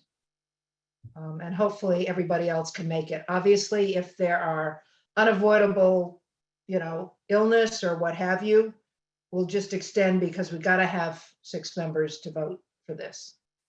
And we're down to 6. So if that's the case, it's not a supermajority of the actual number of board members. It's a supermajority of the potential number of board members. That's right. And I don't know what happens. Let's just leave it there. Let's not even think about whatever else could happen. But now everybody knows why, we're asking for an extension for the vote anyway to March 2nd. But I really like your idea of having a review of all these points that we discussed and in principle agreed to tonight on the 16th. Does that work for the applicant? Can you guys get all that together and for the 16th for a final review? Yes, I believe so. We should have, that should give us enough time to do what we've discussed. I have a suggestion. Is it possible to vote tonight conditioned upon some of the open issues that we have, only to ensure that we have a supermajority? This is Andy. Could I speak to that? Yeah. Just typical procedure and just recognizing the way that the public hearing processes work and, that eventually if there was any litigation, the board, if it's getting revised materials, would have to take those into account during the public hearing as opposed to after they've closed it and voted. If the board is expecting any further revisions in the plans, it would not make sense, I think, to close the hearing and vote while wanting those revised plans to come in, unless those are just being done by way of condition. Just to clarify that. Yeah, no, we really can't do that, Lou. It's a great idea, but we're just going to have to hold our breath that our 6 voting members can be here on March 2nd or at some other time in the future. Well, I thought it's a little bit of it was a self-serving suggestion, I understand, but I meant it in earnest To help, yeah. to see if it would be helpful. I mean, I do hope by now that you could trust that, I would do the right thing. I think I've demonstrated that on one Boston. Oh, no, we got no problem with that. This is purely legal, procedural. We can't, I get it. if we end up having voting member problems, we'll solve that legally. But right now, I think we have a path forward. It just doesn't give any members, any flexibility other than to push really hard next meeting if there's a revision that they still feel very strongly about. So you might get prepared for that. Okay, that's fine. I certainly appreciate all your help, and I guess now more so than ever, I want to wish everybody really good health between now and March 2nd. Don't breathe, anybody. We got a whole month of no breathing. Luckily, we're on Zoom, and I know that some of us aren't in the best of health right now, and we're able to make it work. So we'll just keep doing it. All right, let me have, I'd like to have a motion to continue this public hearing to February 16th, please. It's Don, I'll move it. You'll move it. And do I have a second? I'll second, Alden. Okay, let me call roll to make it official. Alden, Yes. Beth, Yes. Bob, Yes. Heather, Yes. Rick, Yes, Don, Yes. Bonnie, yes. Okay, Chair They will- Suntag, yes. sorry, if I could just ask for clarification for the office. Do you have any preference as to the ordering of hearings that night or items? Only because you have the Brian Fowles application, one other hearing, and then the short-term rental units hearing first off. Can we talk about that offline, Andy? Sure. Okay, thanks. Just get to me before, sometime the next couple of days when you're thinking about that. Okay, so we're done on this. Thank you, everybody. All the team members for the applicant and board members for getting through this. This is good. Bonnie, just one quick thing. If the meeting gets continued to the 16th, as you mentioned, and one or two of the members, or one of the members I heard, I wasn't sure which one, but mentioned that they were going to be unable to make it, and that would be the third meeting that they would miss. Does that present a problem, or? No, it's the second meeting. Yeah, it is. That's what this whole conversation is about. She has already missed one. She has to miss that one. We are only allowed as members to miss one meeting and listen to a recording. Right. So by definition, she won't be able to vote on the 2nd. I will miss the 16th, but I will make sure I listen to the recording before the 2nd.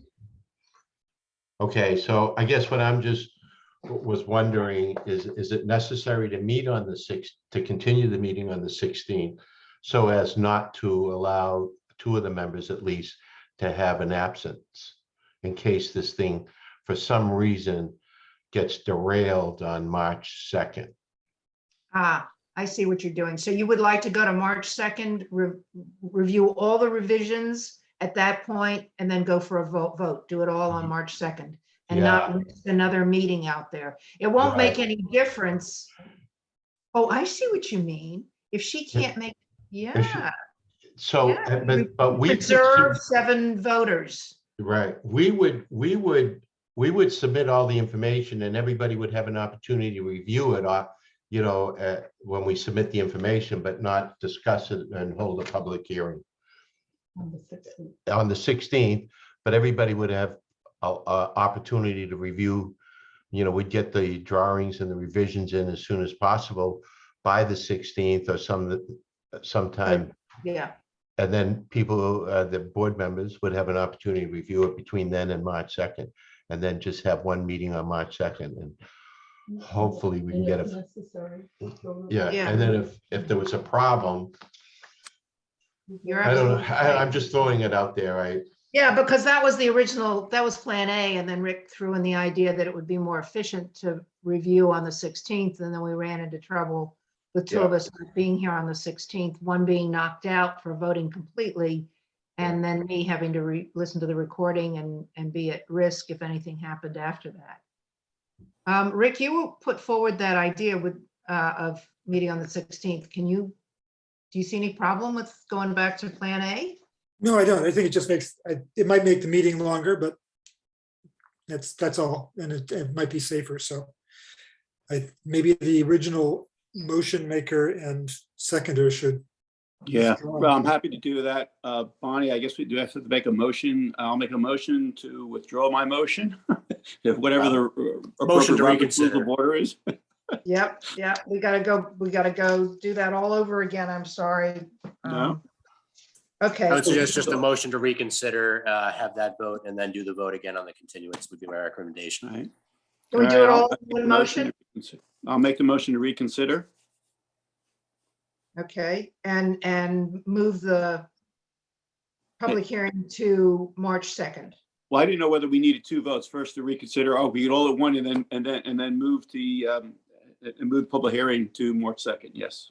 Sorry. Andy, is it okay to do it in one motion? I don't think it's going to make much of a difference. I would say from the Robert's Rules perspective, it's preferable to have them as 2 separate actions, one done first, so that you're actually properly looking at the second question. All right, we'll do it twice. One is to reconsider. Let's have it. That's from Don. I need a second. Second, Alden. All right, I got to do this roll call because we're on Zoom. Alden, Yes. Beth, Yes. Bob, Yes. Heather, Yes. Rick, Yes. Don, Yes. Bonnie. Yes. Okay. Motion to continue to March 2nd.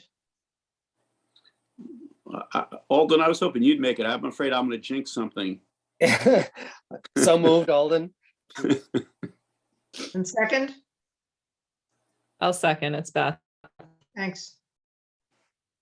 Alden, Yes. Beth, Yes. Bob, Yes. Heather, Yes. Rick, Yes. Don, Yes. Bonnie, yes. So we'll be back here on March 2nd. Thank you, everybody. Thank you. This is Lou Minicucci. Thanks. I'd like to thank all the board members again. I know this has been a kind of a tedious process and long, but I certainly appreciate all your efforts and time and patience. So thank you and stay safe.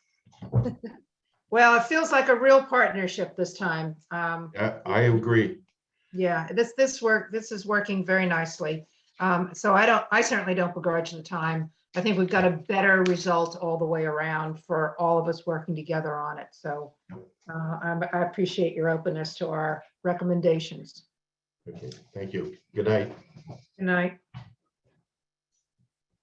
Our other business is a request for minor modification at Hillside Center. And we've got 2 issues before us, as we always do with a minor modification.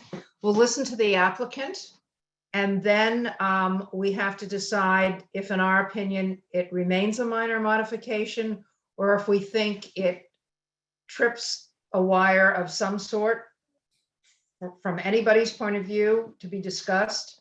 and believe that it should be a major, and then that would change the next step that we would take if we chose to go the major route. So I just want to highlight that for everybody. Not saying we will, but it just makes it a little cleaner. Also, with a minor modification, we don't usually take comments from the audience, but if there's somebody who really wants to speak, I can make an exception. So let's start with the applicant telling us what this minor modification entails, please. Is David Hall here? I am. Can you hear me okay? Yes, we can. Welcome, David. Okay, thank you. I'll be as expedient as I can. So we are looking at the site layout, and those areas in green are the areas that are substantially complete, with some exceptions like plantings that didn't get in this fall in front of the CE building, which is the last four-gabled building just north of the YW. And in having 10 families living there for over a year now, and sort of observing the pulse of living there, we've realized that there are a number of things that we could do better here. The second major reason for these tweaks is the hydrology of the site. We're dealing with clay, like so much of Newburyport, but then also, interestingly, an enormous berm of glacial till and gravel surrounding the site, which is the cemetery. So we've had to be really smart about how we do the last two buildings, those being the South Rise building, which is that on the left side of the plan, that is the only building in an east-west axis, and the Hillside Ave building to the right, which is a north-south axis, but which is the tallest building and is set into the hillside. The third element of the third motivating reason is that the survey work that had been done on the slope on the southern edge, southern boundary, was quite incomplete. And after finishing our plans and getting our approvals, I was looking back and forth between what we had in plan and then walking out on the site and saying something doesn't match. So we did a much more detailed gradient analysis to pin down exactly what's going to work and what isn't. So if you could, Andy, go down to the next slide. We're going to talk first about South Rise, which is that east-west axis building. And actually scroll down to the next one, Andy, below that, just so you can, okay, so the upper view is what we had planned originally. You can see it's 3 stories plus a basement. And we have substantially taken the scale down and size down in order to set this into the hill without penetrating into the strata to the degree we originally had planned. So there's no basement. It's only the 1.5 stories now. It is slightly longer than the original footprint, but as you can see from these elevations, in scale, it's a much smaller building now. So if you go back now, Andy, to the slide above this, on your left, you can see what was permitted. And in doing that topography work, we basically took the building and we twisted it clockwise a bit so that the upper left corner, which is the southwest corner, we pulled that away from the cemetery as much as we could, because it's a very steep bank, and it actually, well, to clarify, it had a bulge in it. It wasn't quite as easy to set the building in there as we thought. So we pushed that end away from the cemetery, and the other end of the building, therefore, is swung closer, and we've added a slight extension because we're reducing the square footage by almost 3,000 square feet. So we have smaller units and with fewer bedrooms. Nothing else is of significance in the change here. It's the Fireman's Drive performs the same way as we had planned when we permitted this. And so that's the area number one that we're asking for your help in modifying. If we can go, Andy, back up to the site plan again. Yeah, David, could you just clarify for one moment on the Fireman's Drive width? I see the slight width increasing there, right? So it's actually increasing a little bit for the fire department. Is that right? Yeah, the fire department was interested in seeing that done while we're at it before the board. So yeah, we did widen that some there as well. Thanks.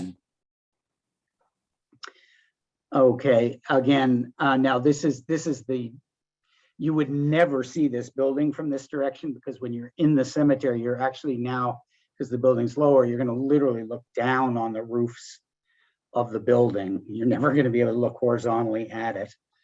But this is the view facing south towards the cemetery. Okay, so if we go back now to the site plan on the first page, Andy. Now what I'd like to do is discuss with you the common area, space and building, and the dead end conversion to a loop. So exactly. So as it was laid out previously, and there's a better detail of this as requested, we got that together for you guys. The Cottage Way, as it's listed here, came in from the north, and it dead-ended directly into a combination of greenhouse and the front entrance. There was no way out of the southern end. We have a few older singles folks living in the building, and we've observed that as they've gotten surgeries, a knee replacement, and so forth, and getting dropped off, picked up, and so forth, it just doesn't work well not to have somewhat more convenient access in those special conditions for pickup and drop off, for special access. So if you can go now to the detail, which I think is the fourth image.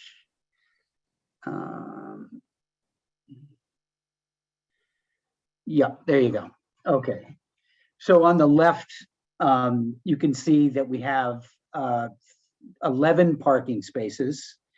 You can see below that the greenhouse, the southern end of which was actually a sort of a multi-purpose space, a space that people could enjoy with some sort of seating in the colder shoulder months.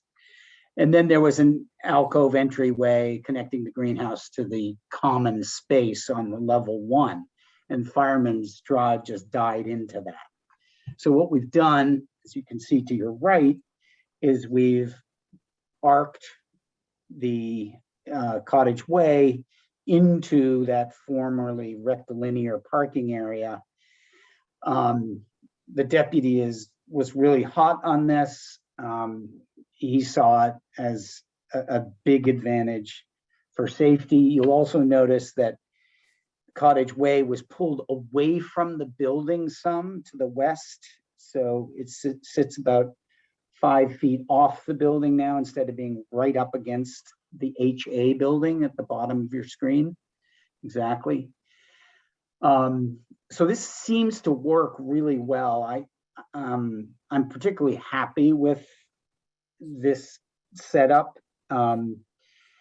The other important modification just to identify is that the common space on level 1 now has an enormous farmer's porch that wraps all the way around it. And as you all know, farmer's porches are a feature throughout this project. That concept of people just casually being able to interact a lot, common spaces where you get your mail picked up and there's Wi-Fi and relaxation space. The flows just seem to work really well here. And levels 2 and 3 above the common house now share the same architectural language as the remainder of the site.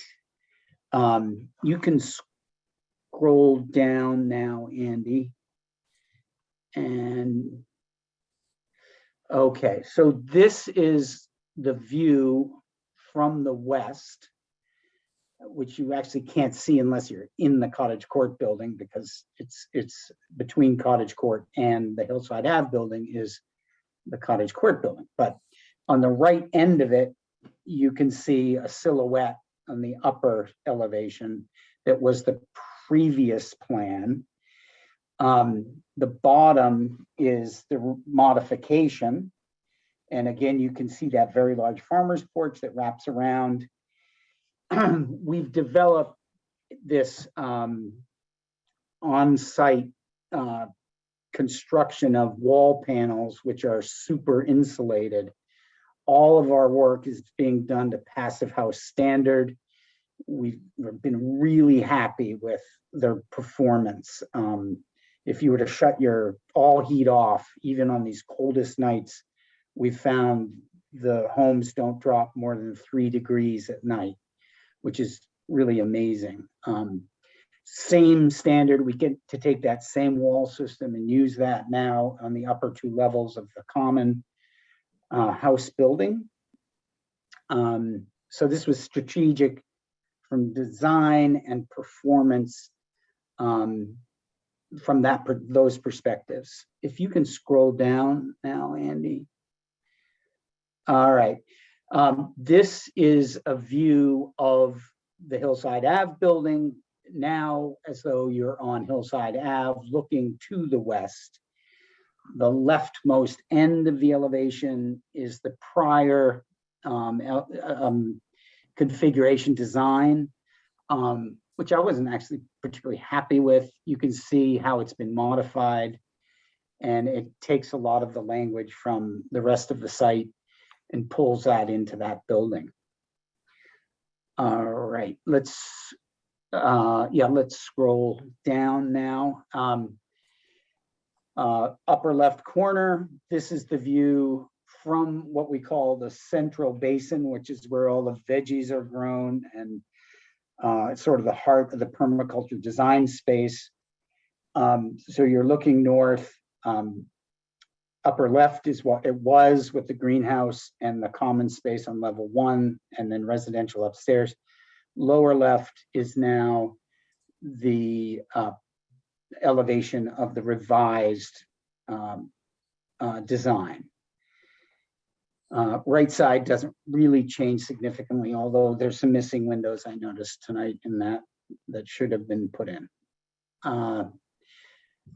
Let's keep going. You can go down further now. Okay, so we've moved up onto Hillside Ave now, and I've just shown you the view from Hillside Ave looking west at this group of buildings, connected cottages.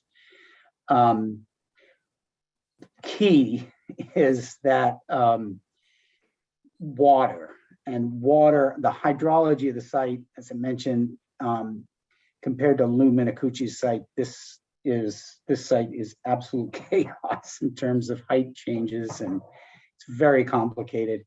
The last thing we want is water to be getting into the wall assemblies and subgrade conditions. So what we want to do, you can see a blue line that at the bottom is sawtooth, and on the upper, which is the modification, the foundation line is planar, is flat. Waterproofing, as you all may know, is a real art and incredibly important. And I would like to change this, so I'm working with a flat wall to create my sealable membrane connections between under the slab on level 1 and all the way up the wall. Now, you won't see that change above grade on Hillside. Nothing changes. The porch configuration has shifted some, and that has to do with parking. In my conversations with my neighbors, who I've become friendly with, they have asked us not to have people parking parallel style in front of HA1N and HA2N and so forth, because their driveways are very steep coming down onto Hillside Ave. And they have found that when it's slippery, if someone were parked across the street as we had planned, they could slide right into those parallel parked cars. So we did a few things to help with that. One, we have shifted the topo. You can see here, our topo lines are collecting water now in the modified plan on the west side of the street rather than the east side. This allows us to pick the east side of the road up at the driveway entrances of our neighbors, so that the transition is less steep onto the road. But also, importantly now, what we've done is we've removed those parallel parking spaces, and we've created 5 small drives, each for 2 cars. This is exactly what we've done down on Cottage Court that I hope folks have been down to see.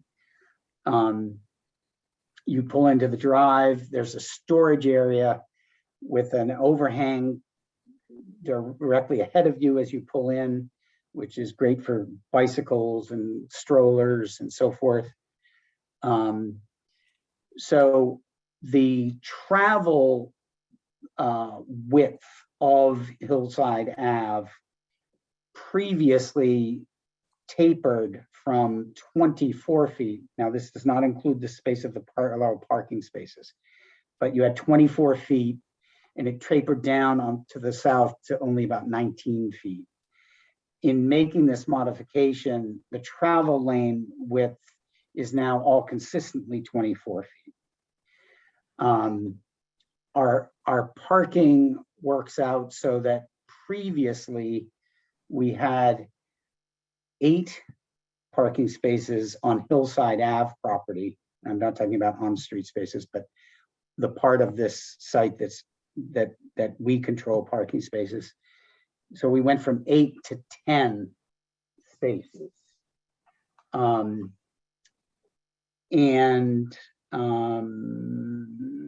That, I think that covers that. We're you would be interested in this. I am pursuing the use of clamshell mixed or laid over a subbase of crushed rock for the driveways. So it's permeable, because the calcium carbonate, it turns out, in clamshells does a really good job of controlling the pH in runoff, and it seems to neutralize dissolved aluminum And so from a fishery standpoint, runoff is far better now. They're finding this in the state of Maine. If you put clamshells down on roads adjacent to important waterways. So I thought, why not try that at Hillside? So we, as you know, we're somewhat of an experimental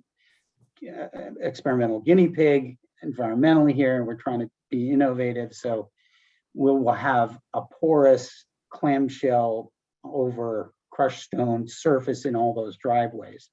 So we reduced the amount of pavement that's impermeable fairly significantly here. If need be, Scott or Cora at Moore and Cameron can elaborate on the specifics. Next, Andy, let's go to Route 1. I've found that I don't like how the solar canopies look. And I also don't like the noise from Route 1, basically. And never before has it been so apparent that Route 1 needs to become a greenway. That's for a whole nother discussion. But in the meantime, what we would like to do is create a berm that is planted, and so that you're seeing primarily just the tops of the solar canopies. Planting will be done on the basis of permaculture in mind, that is edible plantings. I do not have that plan ironed out yet with Cornelius, who is our consultant. But he will be on site in a couple months, getting the rest of the latest phase planted, and we will be detailing that. In order to do this, in order to get the height of the berm to where we want it without encroaching on the parking and also maintaining snow storage space, we will use a knob block in some areas as a retaining wall covered with a white trellis design. And if you scroll down, Andy, you can see in section how that works. So, right, exactly. So we have our knob block, and then we have our loam piled against that. There's a agricultural practice called hugel culture, which basically is burying wood. Certain species are desirable more than others, but in this case, we wanted to actually grow mushrooms out of the eastern facing side of the berm. So some of the locust and Norway maple that we have to take out of the hillside for south rise, we're going to cut in section and use for a portion of non-critical berming of this berm. Anyone who's interested in hugel culture, I'm happy to send you the links. But that's how we are creating a tall berm with plantings. The other really important thing is that we have had our dumpsters for construction between canopies number 3 and 4. Maybe you could go back to the site plan at the very beginning, Andy. Okay, so exactly. So where it says 13, where there are 13 spaces, yeah. So we've had our dumpsters there, and access seems very practical, and I don't know why we didn't do this at the beginning, but we, instead of putting our dumpsters and so forth inside the barn on the Hillside Ave side of the site, we're proposing to put it here. My abutters are very happy about this. We own the 2 buildings to the right of this, and we've worked this out so it's screened, it looks well. We'll have our composting systems in there, and all of our sorting containers there for recycling and trash management. That's it. I'm sure I've forgotten a few things, but go ahead and hit me with your questions and I'll do my best to answer them. Okay, board members, questions, please. Rick. David, the one thing I wasn't really clear on the Southrise building, the way it's been reconfigured, is there a change in the number of units, or are we still at the same total number of units? The bedroom count is way down. The unit number is down by 3. And so to accommodate, we put some 2 bedrooms became studios in the Hillside Ave building on level 1 in order to get that building 3,000 square feet smaller.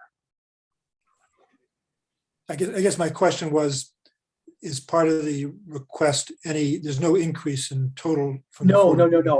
No, in fact, we're going from 103 bedrooms in total down to 90, down to 97. Right. So, but I think I guess my question was really not the bedrooms, but the units, because the decision references units as well. Yeah. So there's no increase over the 48. No, absolutely not. Thank you. Anyone else? This may be minor. I know you were but I have experience with it. You were very excited about putting the clamshells on the newly designed open parking areas on the Hillside part, right?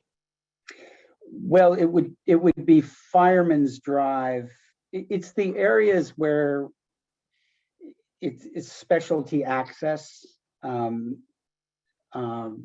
not on a main road. No. Because my experience is they migrate. Yes. And I'm having them all pulled out in a redesign of my garden and access to it. Neighbors, I'm relatively new in this neighborhood, and neighbors have said, "Are you going to do anything about those clamshells?" And I said, yes. They're all over the street. They're all over the neighbors on the other side. So just a warning that if you can contain it inside the project, you guys can deal with it. But I wouldn't want it to be overflowing on Cottage or Hillside or whatever the roads around there are called. I can't remember if I've got them right. Right. So it's the Fireman's Drive L alongside Southrise, and then the Cottage Way just along the back of the Hillside Ave building, where we want to do our experimentation with that. Okay, good. So, oh yes, I don't know who went up first. I'll call on Heather. Go ahead. Oh, Bob was first, sorry. Go My ahead. question with the shells is snow removal. How does that work with snow removal on those roads, even though that they're not going to be? Yeah, I've dealt with pea stone and crushed stone and stone dust, and all of them require spring cleanup. And that is the way it rolls. I personally, I just find that hard surfaces, pavements, permeable pavements, concrete, permeable concretes, just don't offer the same experience to the user for the rest of the year. So they're a pain in the ass for snow removal, but I think it's worth the hassle. Okay, thanks, Bob. This is not a question, just a comment. I am a relatively new member of the board, and I have not seen any of your previous presentations. I have spent a little bit of time and drove around and walked around your project. I just want to compliment you on the sophistication of the plan, the level of detail that's presented here, the thoughtfulness that has gone into this plan. It's just very impressive work. So just wanted to compliment you on what you're doing here. I think it's terrific. Well, I really appreciate that because it's been it's a good fight, but it's a hard fight. It's a hard site for Yeah. sure. And what you're pulling off is pretty interesting. Yeah, thank you. Good. Okay. Any other comments or questions? So the first question, going back to my introduction, does anyone feel that there's a reason to question this as a minor modification? Because we will take 2 votes. One will be to, well, we'll do it. No, we're doing it as one. We're going to use the draft language that the staff have provided to us. Because I don't see any problems with this, and details are sufficient to cover what needs to be done. So why don't we just go ahead, and I'll ask for a motion to, what does it say? Deem the requested minor and approve the minor modification request for Hillside Center. So moved. It's Bob. Thank you, Bob. Second? Second, Rick? Okay, I will call roll for approval. Alden? Yes. Beth? Yes. Bob? Yes. Heather? Yes. Rick? Yes. Don? Yes. Bonnie? Yes. Okay, David, you're on your way. Thank you very much, you guys. I am proceeding now to the Zoning Board of Appeals to cover all the bases, and thank you for your public service. I can see how hard you guys are working. Oh my goodness. All right. Okay, thank you. Good Thank night. you. Good night. Quick question, Bonnie. Yeah, I just wondered if that was deemed not minor. Yeah. Would several of us not be eligible to vote on that if it was, No. or has it been long enough? yeah, it's a new request that once a decision is made, it's made, and then the modifications is a new round. And so everybody's eligible. I thought your question was going to be, what's the procedure? And that is, they have to go back and reapply, and it has to be noticed. It's a big deal, and we have done that. I'm pretty sure it was on the golf course. What was that called? Port Place up in the North End. We may have had to do that with them, but I know what's happened in the past. But this one was pretty clear. There's no impact on abutters. There's no major issue. But I just wanted to make that clear from a procedural point of view. Yep. Okay, thanks. Okay, next on the agenda is proposed fee increases. My understanding from Andy is that he wants to present this tonight. Do you still want to do it with the idea, Andy, that we would further discuss it so it's not to be decided on completely tonight? Sure. Thank you, Chair. Yeah, our office coordinator who's out today, the office this week, we had discussed just, I don't want to say urgency, but updating the fees just to make sure that we're covering costs. We understand, and the Zoning Board of Appeals also wanted to continue some discussion, look at a comparison to some other communities before voting on theirs as well. But this is essentially to cover the costs that the board and the staff and the advertisement takes. So, for instance, the advertisements here, I guess we would ask that the board consider these. If you're not willing to, vote to approve these adjustments tonight, we would ask you to consider them and take them up at your next meeting. And if there's any questions about that, we can follow up, of course, now or in between. But we're hoping to increase these mainly so that we can ensure that the revenues that are coming in for permits are paying for the expenses rather than looking to the city council and the general revenues of the city to essentially subsidize a permit process where I think the idea is to sort of make sure that applicants are paying for any cost of reviews. So can we assume that your numbers, your increases have been looked at in terms of what expenses are, and it's just That's exactly correct. Yep. Adaptation for that. Okay. Right. Yeah, and they're not significant changes. And I would note as well, the last time the fees have been updated was 2007. So just to let you know, it has been a while, since the fees were updated already anyway. And is there any, so there is some consideration for a sliding scale on like the major project. So if there are questions, can you give us anything to go by so that we can? Yeah, I'm happy. I believe Member Tainter had mentioned this in a discussion the other day, and I'm happy to follow up with him and you or others if there's any thoughts on how we might break that down. My suggestion would be having as best as possible a simple fee schedule, generally speaking, but it's understandable that major projects may require more time and resources. So I think a fair argument could be made that perhaps we might have a sliding scale of some type. But again, I would just urge you as we think of any ordinances, any procedures, any fee schedules, that we also consider the need for or the benefit of simplicity and clarity rather than getting into the weeds over 20 different categories and square footage calculations and so forth, which at which point the applicants and the staff are spending more time looking at the fees than they are at the plan issues on the plans themselves. Well, the page we're looking at right now, major projects has always been an issue. You could hear me sort of fumbling tonight, trying to, without any real criteria, to figure out if we have a minor or a major modification.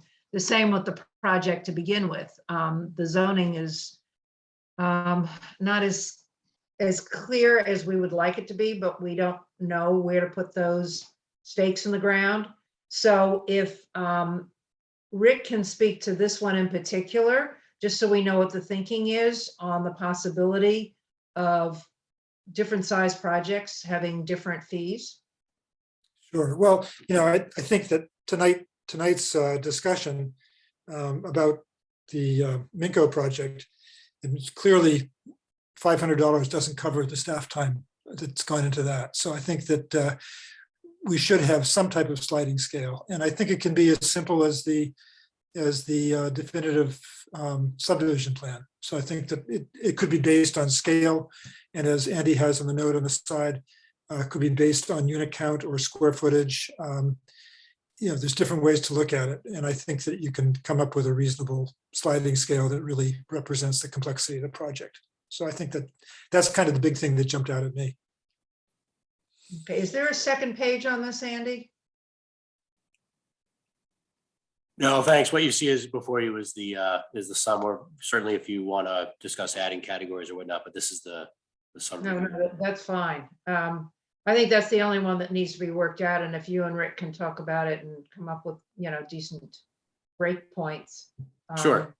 That would be fine. Sure. Is this entirely up to, I'm sorry. Go ahead. I said, is this entirely up to the planning board? Sorry, say that again.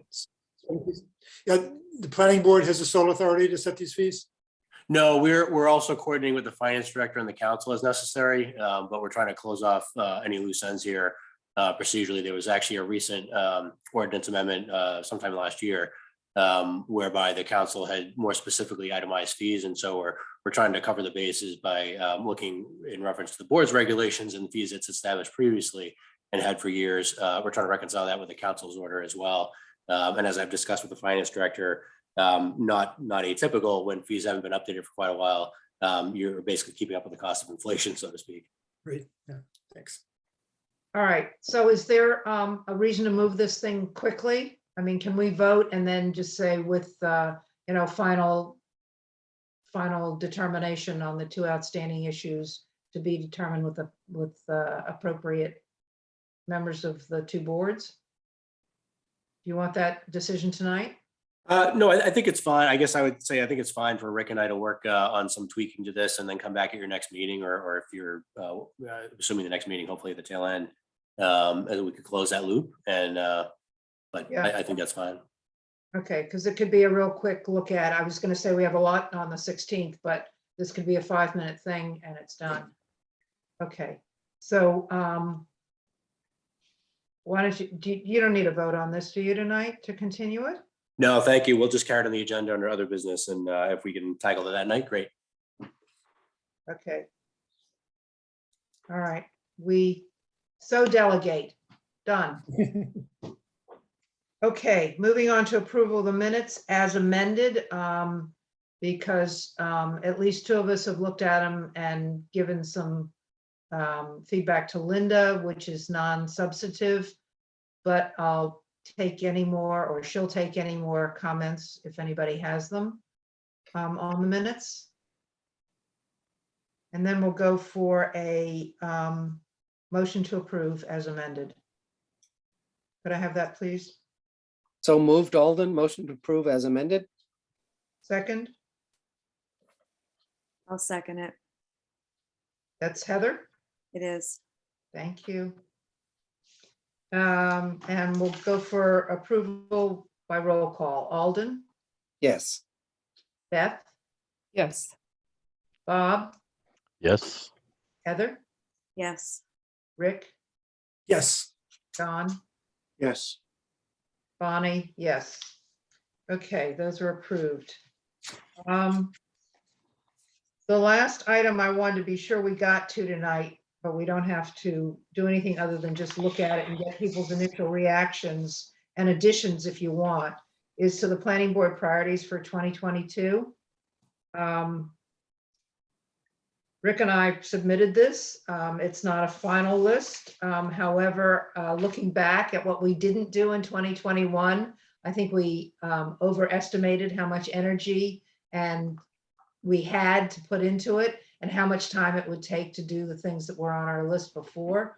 So we've restricted it to items that actually have a deadline outside of us, like the first one on the list, and others that are looming. And so what I thought we'd do is just look at these that are on here, take any input people have, get an idea, no formal working group or anything, but which of these planning issues each of you would like to work on. No commitment at this point, but just to get sort of a understanding of where the energy is from whom to work on these, and we'll sort it out a little more clearly in the days and weeks to come. So first on the list is the 40R Smart Growth Transit Oriented Development District, driven by a proposed set of draft guidelines to be implemented at the state level. Rick's a little more familiar with that than I am, and if you could give a brief summary so folks know why it's at the top of the list here, that would be helpful. Sure. Well, as you can see by the deadlines, we don't actually have to adopt zoning for a couple of years based on who we are.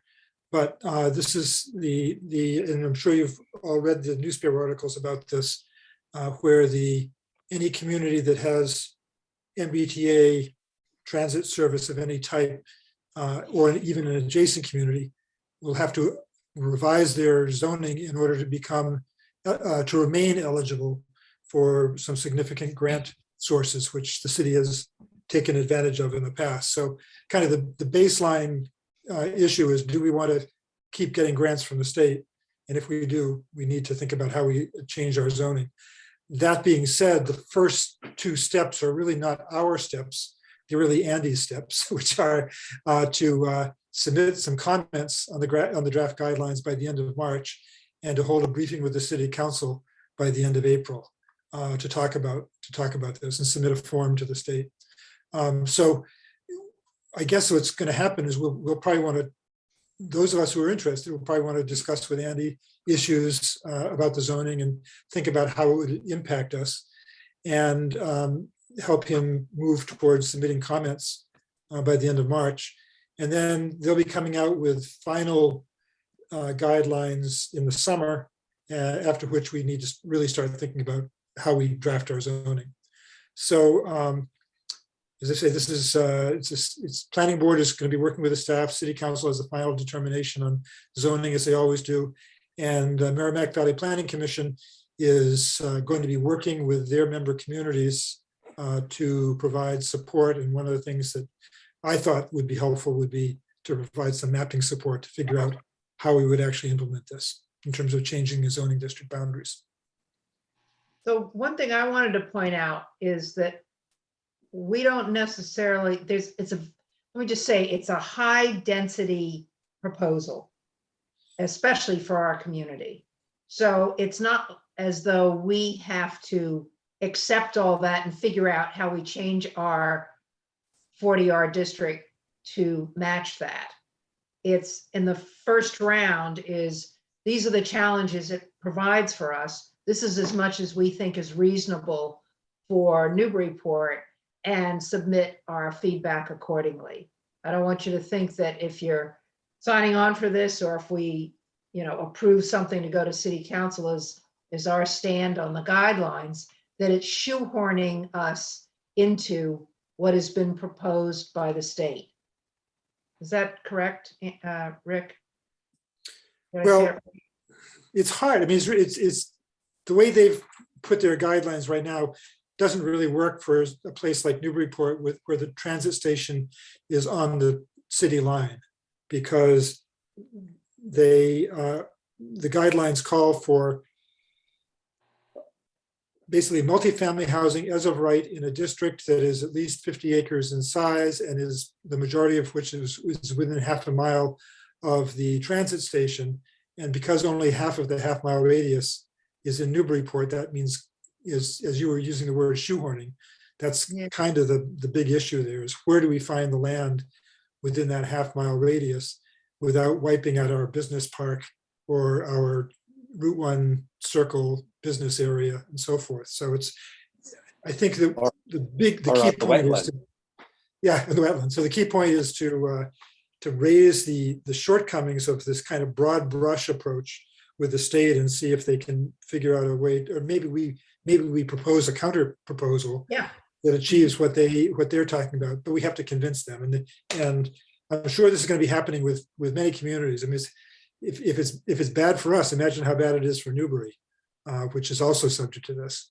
So we need to work with our surrounding communities and our regional planning commission to come up with some ideas for how to finesse this. Yeah. Okay. Moving on to the next one, not in any order after that. That was the first one for a reason, because of those deadlines. Waterfront West to revise the overlay district, something I've been promoting for ever since we told them to get lost. And it just puts us in the driver's seat. And the mayor was very open to this idea when Rick and I and Andy met with him last week. That doesn't mean anything's going to happen, but at least he wasn't saying, oh, no, I'm just going to go do something with them. So he understands that there are things that we can do from a zoning point of view that will help to get us what we want on the front end before they come back. I don't know what the timing is. I just know that we do need some outside help because we've got a lot of data, and we need to look at density, massing, and height, the three biggies, before we can have any kind of reasonable discussion of what that overlay should look like.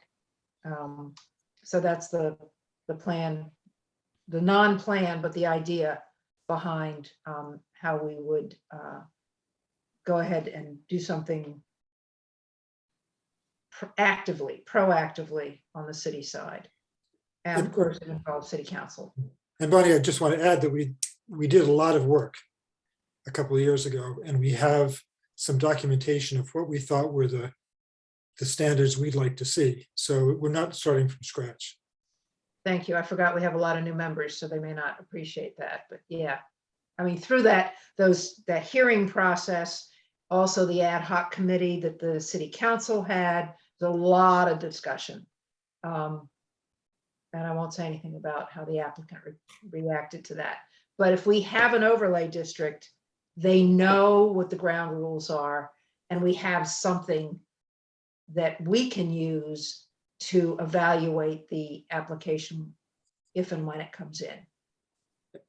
And for those of you who are wondering, it could be in parallel or sidetrack the potential 40B application that they keep talking about, but haven't submitted yet. The zoning ordinance rewrite is sitting out there. We keep tripping over all sorts of problems with setbacks, with zoning regulations in different neighborhoods. This is a way to lay out what we think, what would be the first major piece of work that would have to be done to rewrite the zoning to meet our current needs. And part of that would be done by a reactivation of the Zoning Advisory Committee, which is a committee of members from the City Council, Planning Board, ZBA, other departments, as well as Planning Office. So we would be asking for, a member or two to sit on that. Planning Board membership, we already talked about. I think there's general consensus, and if I'm wrong, let me know, that we would be open to we'd prefer to have 7 full members with 2 alternates, and change the term from 5 years to 3 years. That simply takes, staff time to write up the ordinance, get a city council sponsor, and take it through the usual process, which is for the city council to adopt it. I don't think that's going to cause any heartburn along the way, and it's probably quick and easy to do. That would be implemented as we filled new positions. And then the items remaining from the 2021 planning list that we thought were important to highlight, but maybe we don't have the energy for, but we might be able to roll them into something else. Is the whole Story Avenue area, revising the zoning there to encourage mixed use development, especially with the still vacant old Kmart building. Do you want to say anything more about that, Rick? Because that's always been your favorite, I think. One of your favorites. I think that it's just simple, it just takes time. Yeah, exactly. Yeah, if I could add a comment on that, I think similar to Waterfront West, I think 3D modeling might be helpful to convey what the possibilities are there, because I think once you start discussing potential residential and new units, that may be perceived as more problem in that area. But I think obviously I tend to agree with Rick and others who see that as a potential village node or a rival to the city that actually blends better than the strip mall sort of setup we have right now. Yeah. 2 other items that we've talked about are design standards and inclusionary zoning revisions. I believe the Affordable Housing Trust has already started talking about inclusionary zoning revisions, but I haven't been formally informed about that. Are there other planning topics that you think we ought to include on this list?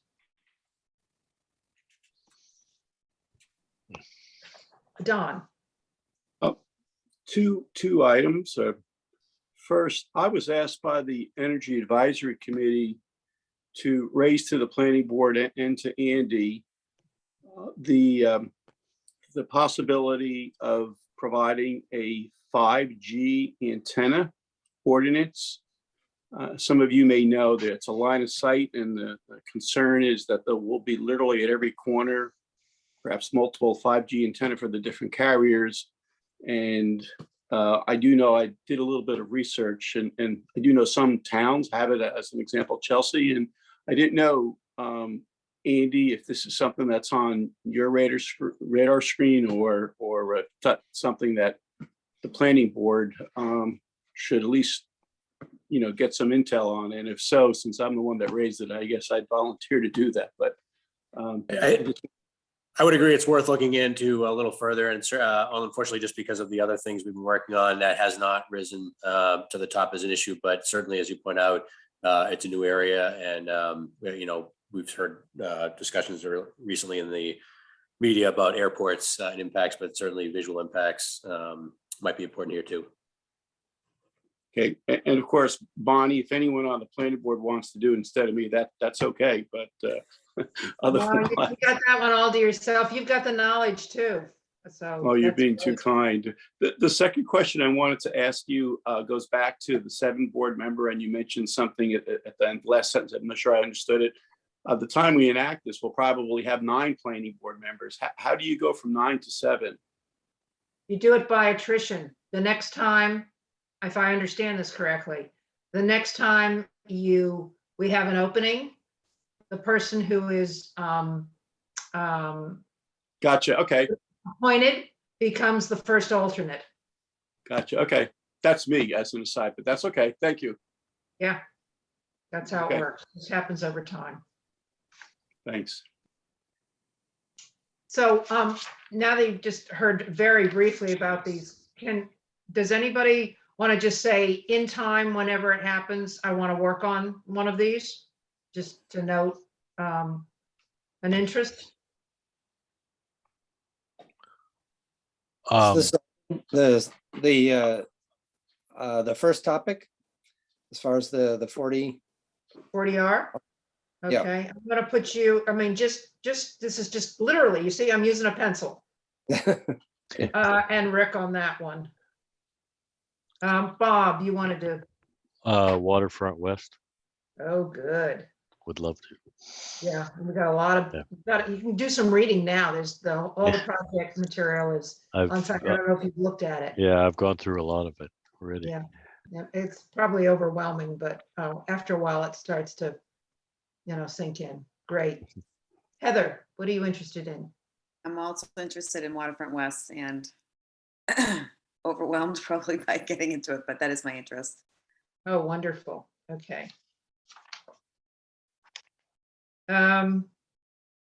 Okay. We'll just leave it at that for now. And Beth, sorry. Yeah, I'd be interested in Waterfront West as well, but if that's too many people, then I can.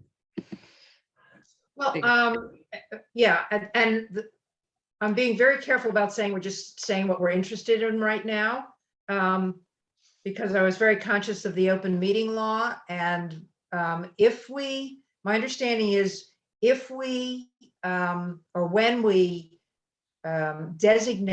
formally designate a working group or a subcommittee of any kind, that group, by definition, whether it's 1 member or 5 members, it still has to have a quorum of the board to be considered a public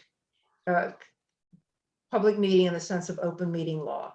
Actually, Bonnie, I think But is it less than that?